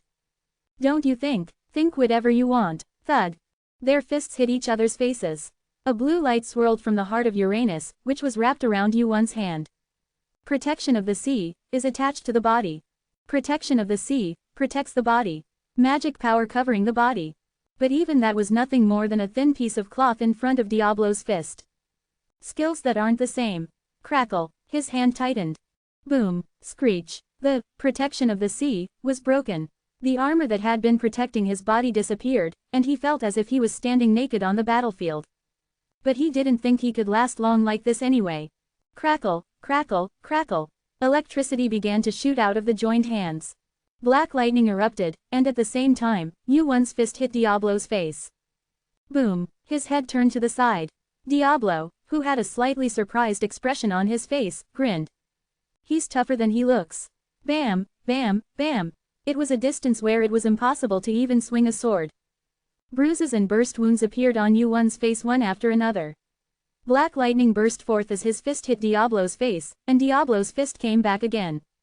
He's really tough. You're pretty tough too. I like it. Yeah, that's how a fight should be. The satisfied faces of the Demon Kings. Even Pluto, who had cast a dissenting vote, began to show a little favor to Wu Wan. He was a hot-blooded guy. Crash. Wu Wan's fist hit Diablo's forehead again. Tremble. His body began to shake. Exchanging punches head-on, Wu Wan's stamina was also slowly reaching its limit. At that moment, Diablo, who was about to throw another punch, stopped moving. Are you going to give up? Swoosh. Diablo retracted his fist and tapped his fingers on his face. I think this is enough. Torn and burst wounds. It wasn't just Wu Wan who had taken damage. Diablo's lips and skin, which had not been damaged even by Susanoo's sword, were torn and bleeding. Is that so? The strength in Wu Wan's trembling hand weakened. Covering his face with one hand, Wu Wan tried not to lose consciousness. Just how much had his head been shaken? Click. As the ground where the two stood began to crack as if it would collapse at any moment, Diablo looked down at Wu Wan, who was resting on the spot, and asked in disbelief. Why did you do that? What? It doesn't seem like you prefer this kind of fight. Wu Wan's fighting style was completely different from Diablo's in the first place. Unlike Diablo, who believed in a crudely strong and tough body and fought in close combat, Wu Wan preferred mid-range and long-range combat. The importance of distance in a fight is a fact that even the lower players in the lower floors would know. However, Wu Wan had come into Diablo's range and swung his fist. It's not a fight where the goal is to win anyway. Thud, thud, Wu Wan pounded his own face with his fist. To make sure, this is the faster way. Swish. Diablo wiped his face with the back of his hand. Blood came out. It meant that Yuan had met the condition he had set out at the beginning. But it didn't seem like that was the only reason. Diablo turned his head and looked at the other demon kings who were far away. Their gazes were different from before. Now he thought he knew why Yuan had fought such a crude fight. It was a show to show off. Yuan couldn't beat him anyway. No matter what he did, the result was already set. That's why what was important to Yuan was not the result but the process. You've really got them hooked, everyone. Diablo looked at the satisfaction on Yuan's face and was convinced that even in this fight, Yuan had gotten what he wanted. In fact, what Yuan intended was the favor of the other demon kings. If I get Diablo, I'll get half of the demon kings. If I say the opposite. Yuan's gaze turned to the demon kings, who were gathered together. That means I've only gotten half of them.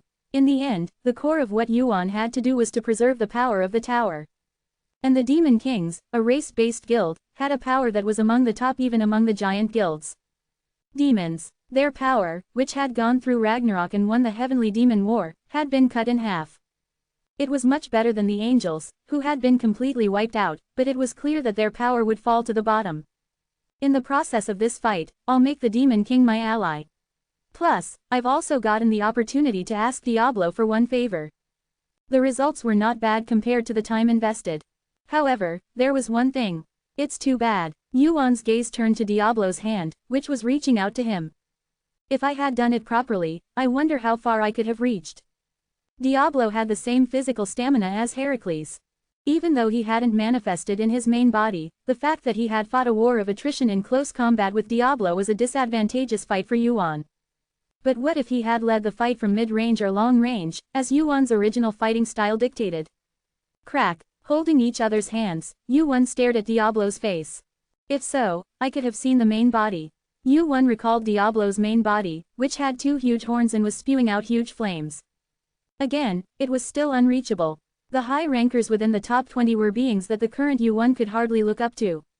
It's still greed. For now, he had to be satisfied with just wounding his body. Now that Ragnarok was approaching, there were still opportunities to grow. Anyway, with this, the preparation is almost done. Wang. At that moment, the player kit rang. Yuan nodded after checking the incoming message. Ragnarok, it's the beginning. Heracles, escape succeeded. Rumble. The lava was boiling. Approaching Surtur, who was burning even redder, was the foolish chaos. Have you heard? Yes. Surtur's eyelids opened as he nodded. Even without it, it was after tearing apart the body of his subordinate who had brought the news. The heavenly demon fortress has escaped. The giant slayer was with him. Heracles, you mean, giant slayer Heracles. He had taken the lead in the destruction of Olympus some time ago and had driven out Zeus, and his rank had risen several steps. His rank had risen to 18th. However, the giants were more afraid of Heracles than they were of the visible ranking. I've heard a lot of rumors. They dare to call him the natural enemy of our giants. The giants who participated in the Gigantomachy were a different kind of giants from the giants of Muspelheim. Unlike ordinary giants, the giants of Muspelheim were a race that inherited the blood of the demons. In other words, they could be called the demons within the giants. It's strange. Those two, who have nothing to do with what you said, why are they interested in Ragnarok now? Rumble. As Surtur's words faltered, the boiling lava slowly gathered around the foolish chaos. Along with it, Surtur's pitch-black pupils stared at the foolish chaos. The reason I trusted you was because of that one brain of yours. But that trust is slowly starting to break. Don't worry too much. A few dead giants won't make that much of a difference. That's what it should be. Then, I will tell you what you should do from now on. The foolish chaos repainted the picture based on the flow that would change with the addition of Sun Ogong and Heracles. However, this makes it certain. Nevertheless, he couldn't shake off the uneasy feeling. The pieces that started to go astray. Even with the appearance of the heavenly demon fortress and Heracles this time.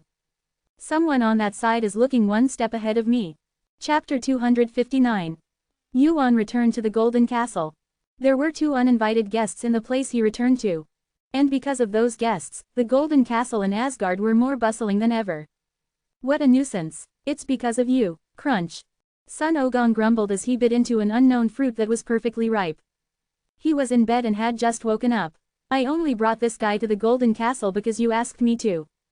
Heracles was also displeased. The two of them knew exactly how the rankers of the Golden Castle were looking at them. Cautious and distrustful, no one was sure what actions Heracles and the Heavenly Demon Cult would take in the upcoming war. If it's the Heavenly Demon Cult and the Giant Slayer, they're like walking nuclear weapons. The Heavenly Demon Cult was a high ranker in the top 10. Heracles was also a high ranker in the top 20. Now that Zeus was gone, he could confidently say that he was the strongest in Olympus. Those two people had visited the Golden Castle, the heart of Asgard. It was only natural for the rankers of the Golden Castle, who didn't know the circumstances, to be wary. It'll be fine as time passes.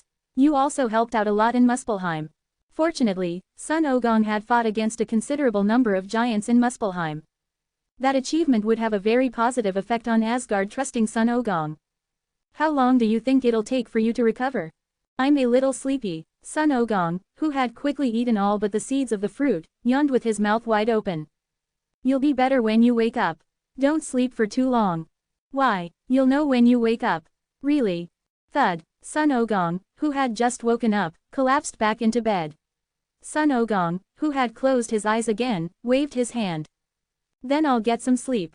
Okay. Sun Ogong nodded at Heracles, telling him to leave. Creak. The door closed, and the two came outside. They could feel the gazes of the Golden Castle's hallway looking at Yuan and Heracles. Among them were some Valkyries who had challenged Yuan. They're cautious. It's because it's you. That's because you're my opponent. As he said that, Heracles began to walk heavily to one side. Do you still not fully accept him as an ally? Because Olympus has not yet participated in Ragnarok. Asgard requested cooperation, but Hades refused. Olympus is just after a great war. It can't afford to put its weight into another fight. Long ago, Olympus remained neutral and did not participate in Ragnarok. The reason was similar to now. Olympus, which had experienced the second gigantomachy, needed a little more time. I know, that's why I asked you alone. And that was why Yuan had contacted only Heracles. Olympus could not afford to participate in this battlefield. Instead, he asked Heracles, Olympus' greatest strength and the one who could exert the greatest power in Ragnarok. Thank you for listening. I owe you a debt. Are you going to pay it off with this? It's too big a debt to pay off by helping me once or twice. Heracles stared at Yuan. Looking at what you've done, it doesn't seem like that. Anger is not just expressed through fire. Yuan bowed his head, knowing that he was angry. I'm sorry. Whatever. It's too late now. Heracles shook his head with a sigh. I had to face it someday anyway. It just got pulled closer. I appreciate you thinking that way. Yuan felt the gazes of those watching them and began to walk. Where are you going? To see Odin. Odin.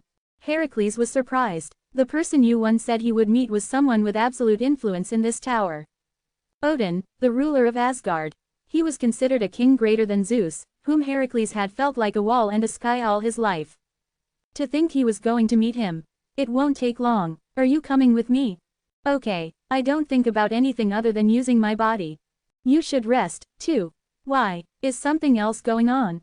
Maybe. It was a vague answer, but this time too, Heracles was more worried. Because Yuan had never said anything like this before and nothing had happened. I get anxious every time I'm with you because something always happens. Every time I'm with you, something happens, and it makes me anxious. The Demon King's cooperation is certain, right? As he said that, Hercules started to trudge to one side. He's reliable, but, where are you going? To prepare for battle. Bong. Hercules started to stretch while swinging his shoulders with all his might. I don't have time to rest. I seem to know where he was going. Perhaps it was to stretch his body that had been resting for a while after finishing the destruction of Olympus.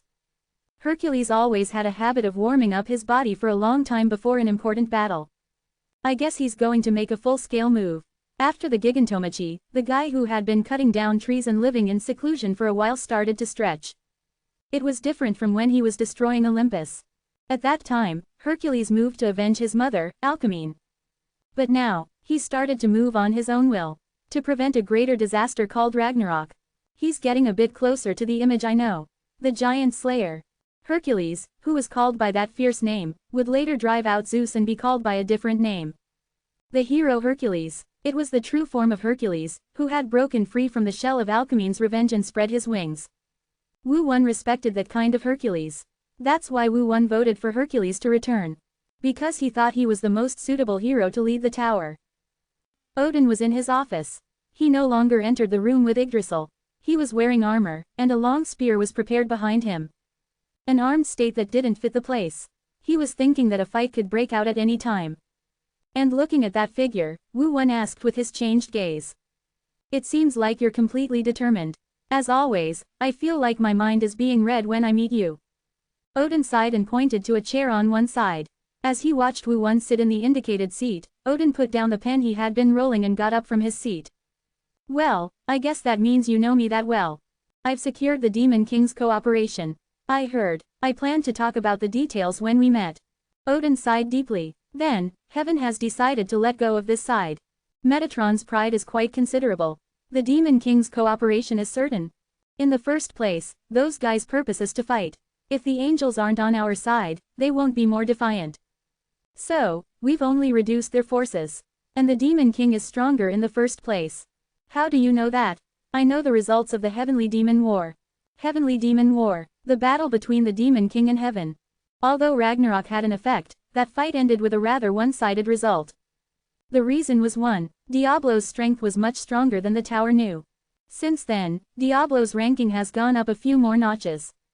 Knowing that history, Wu Won couldn't give up on the Demon King even if Heaven let go of Asgard's hand. That's because giving up a horse to get a cow can't lead to good results no matter what kind of misjudgment you make. Quote. Definitely, that's a big weapon. Knowing the future. And based on that future, being able to predict what will happen in the future. It was a weapon that could be a greater force than any of the great items that existed in this tower. So, what do you think will happen next? The preparations are over, so now we have to fight. This fast? It's not that fast. Ragnarok has already opened its doors. That's true. Odin leaned back in his chair and recalled the reported situation. It's too much damage on their side to be seen as a simple quarrel. It was a fight that lasted over 10 days. One world. A fight with Muspelheim, a huge world that is one of the best in this tower. It was a fight without Surtur, but it was a truly unbelievable case. It's going to be a long fight. Swallowing his silence, Odin closed his eyes for a moment. In this long fight to come, how many people will die and how much blood will be shed? I couldn't get the hang of it at all. However, it probably won't be that long. Odin's eyes opened again at Wu Won's confident words. Are you taking it easy? Odin couldn't shake the thought that Wu Won was taking this fight too lightly. The opponents are Muspelheim and Surtur. I know. Is there a way? There's a way, but... Wong. A message rang out just in time. The fight will probably start sooner than you think. The vibration cam from Odin's player kit. Wong, Wong, Wong. It vibrated Theseme's usual, but strangely, it felt urgent. Normally, he wouldn't accept a call during an important conversation. But this time, he had to answer it. Perhaps it started sooner than I expected. Allenswear it. Odin pulled out this player kit and answered the call. Then, from within, so nothing terrible has happened. As if they had been waiting, an urgent voice burst out. Odin's expression hardened. Butun like his expression, he's skidina vokalten different from usual. What is wrong? The giants of Muspelheim have descended. Muspelheim. A fierce light blazed in Odin's eyes. His eyes, which had ruled Asgard aching for so long, finally transformed into those of a warrior. Which way? It's Midgard. Hold on your own. It won't be take long. Click. Odin quickly hung up the phone and looked at Yu Won. Own of the world Sinagard's sphere of influence had been attacked. If it was Midgard, it was the weakest world among those under Asgard. As Thereesmit, Yu Won asked. Are you going yourself? If Midgard has been attacked, the others won't be safe either. I won't move until I find out Surtur's location. Then, I have a favor to Skio. Yu Won was more capable than Brunhilde, the leader of the Valkyries. The worlds subordinate to Asgard, including Midgard, were already preparing for the fight to a certain extent. If Yu Won joined them, they would probably be able to withstand the attack to a certain extent. It's not difficult. Yu Won nodded. It wasn't that difficult. Instead, Yu Won opened his mouth, intending to first resolve the purpose of his visit to Odin. Then before IGO, please grant Tone one favor. A favor? What is it? The Yggdrasil in your room. The thought had Komato Heimversenseed had drank the Yggdrasil sap from Odin's room. Give one branch of it to Heracles. There was a material for a weapon that would perfectly suit Hercules there. Chapter 260. Hercules used a club. In the distant future, that was the case. In contrast, his current self displayed an uncivilized fighting style, either using his bare fists or picking up a nearby tree to swing around. It was because he didn't have a decent weapon. After all, swinging whatever he could get his hands on was Hercules' way of fighting in the first place. However, one day, Hercules began to wield a wooden club made from the roots of Yggdrasil. And it was from that point on, Hercules began to be noticed as a candidate to become a high ranker that could surpass Zeus. Yggdrasil's. Odin's eyebrows twitched, a very subtle change in expression. It seemed like he wanted to say something, but he seemed to be holding back because of the situation. I'll tell you later. The sooner the better. If possible, I'd like to use it in this Ragnarok. Are you saying it's urgent? It depends on the situation, but it wouldn't be a bad thing to have. As he said that, Yuan stood up from his seat. A comment that left a bad aftertaste. Odin spoke to Yuan, who was turning his back to leave the room. You do know what kind of tree Yggdrasil is, right? Yuan, who had been walking, stopped. Odin's thoughts of refusing changed. At the same time, Odin covered his face with his hand in annoyance. I knew this would happen. Sorry about that. Are you playing me like a fool? Please understand. I didn't lie, though.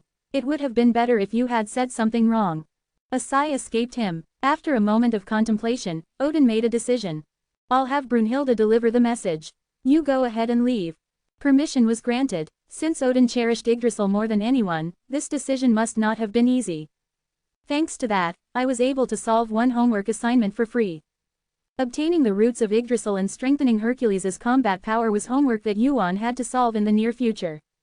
Thank you. Yuan began to quicken his steps again, which he had paused for a moment, in order to hurry his preparations to go downstairs.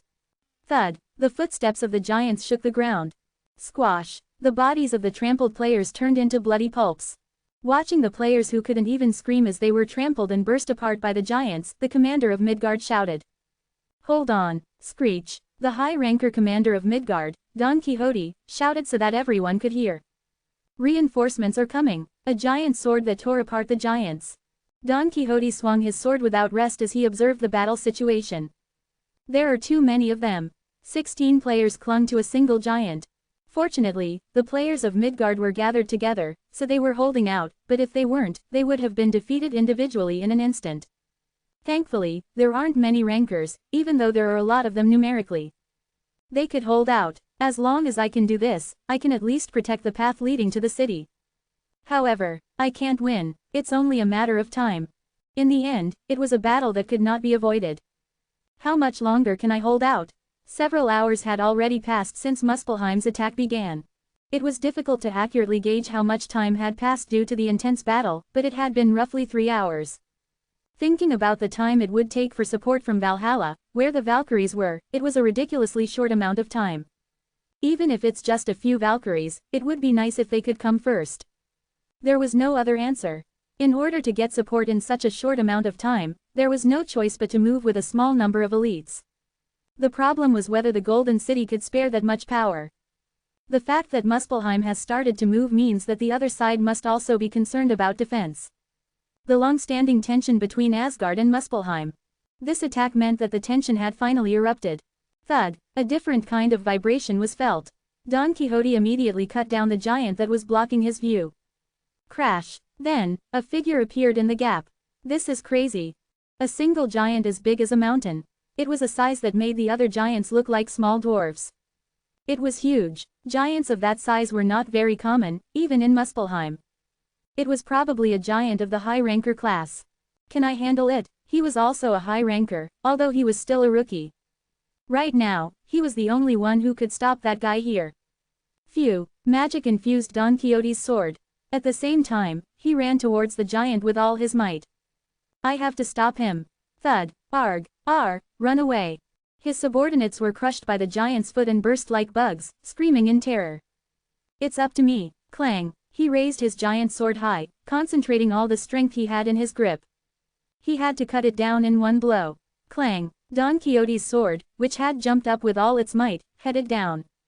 Clang. A simple swing. Nevertheless, the effect was not bad. No, thud. Rather, the giant's body was cut much more easily than Don Quixote had thought. Was the opponent weaker than he thought? Even so, it was strange that it could be cut so easily.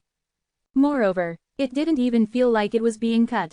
The next moment, Screech. Beyond the body of the cut giant, a player in an unfamiliar outfit appeared. Don't be too scared because it's big. What matters is momentum. A man standing with the blood of the giant dripping from the tip of his sword.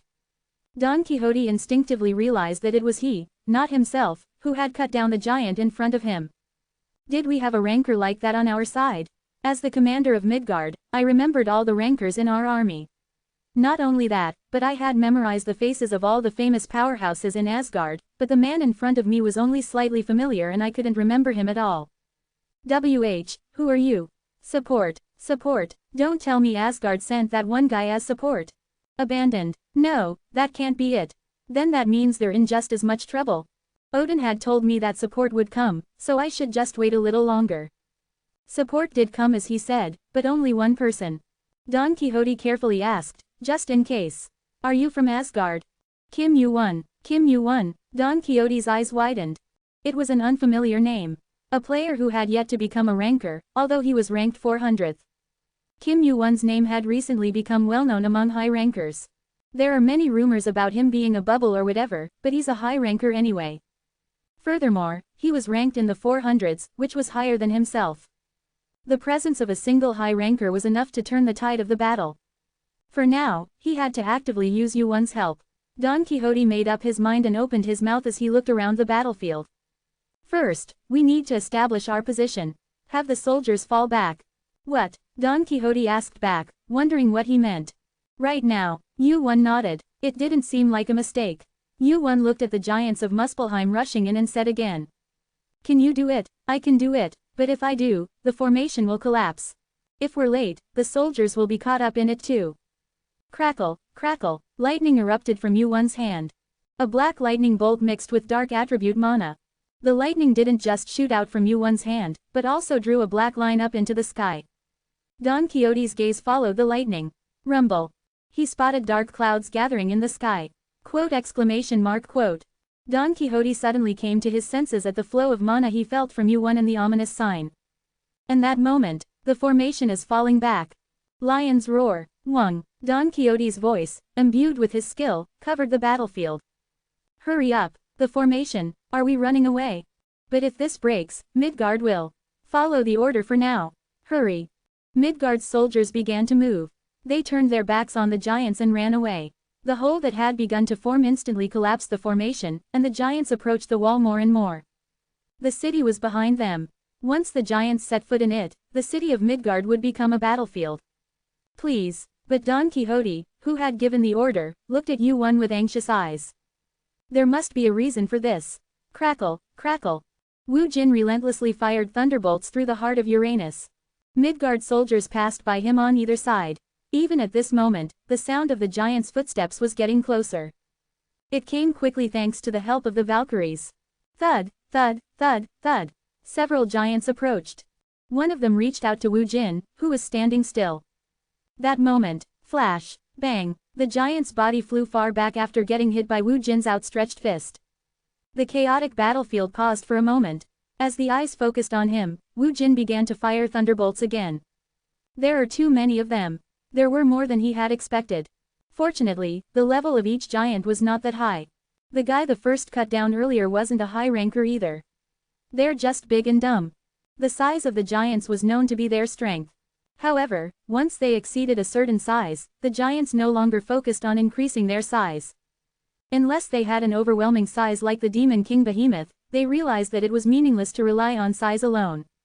There was no real tanker here. Then, I need a surefire hit with a wide range.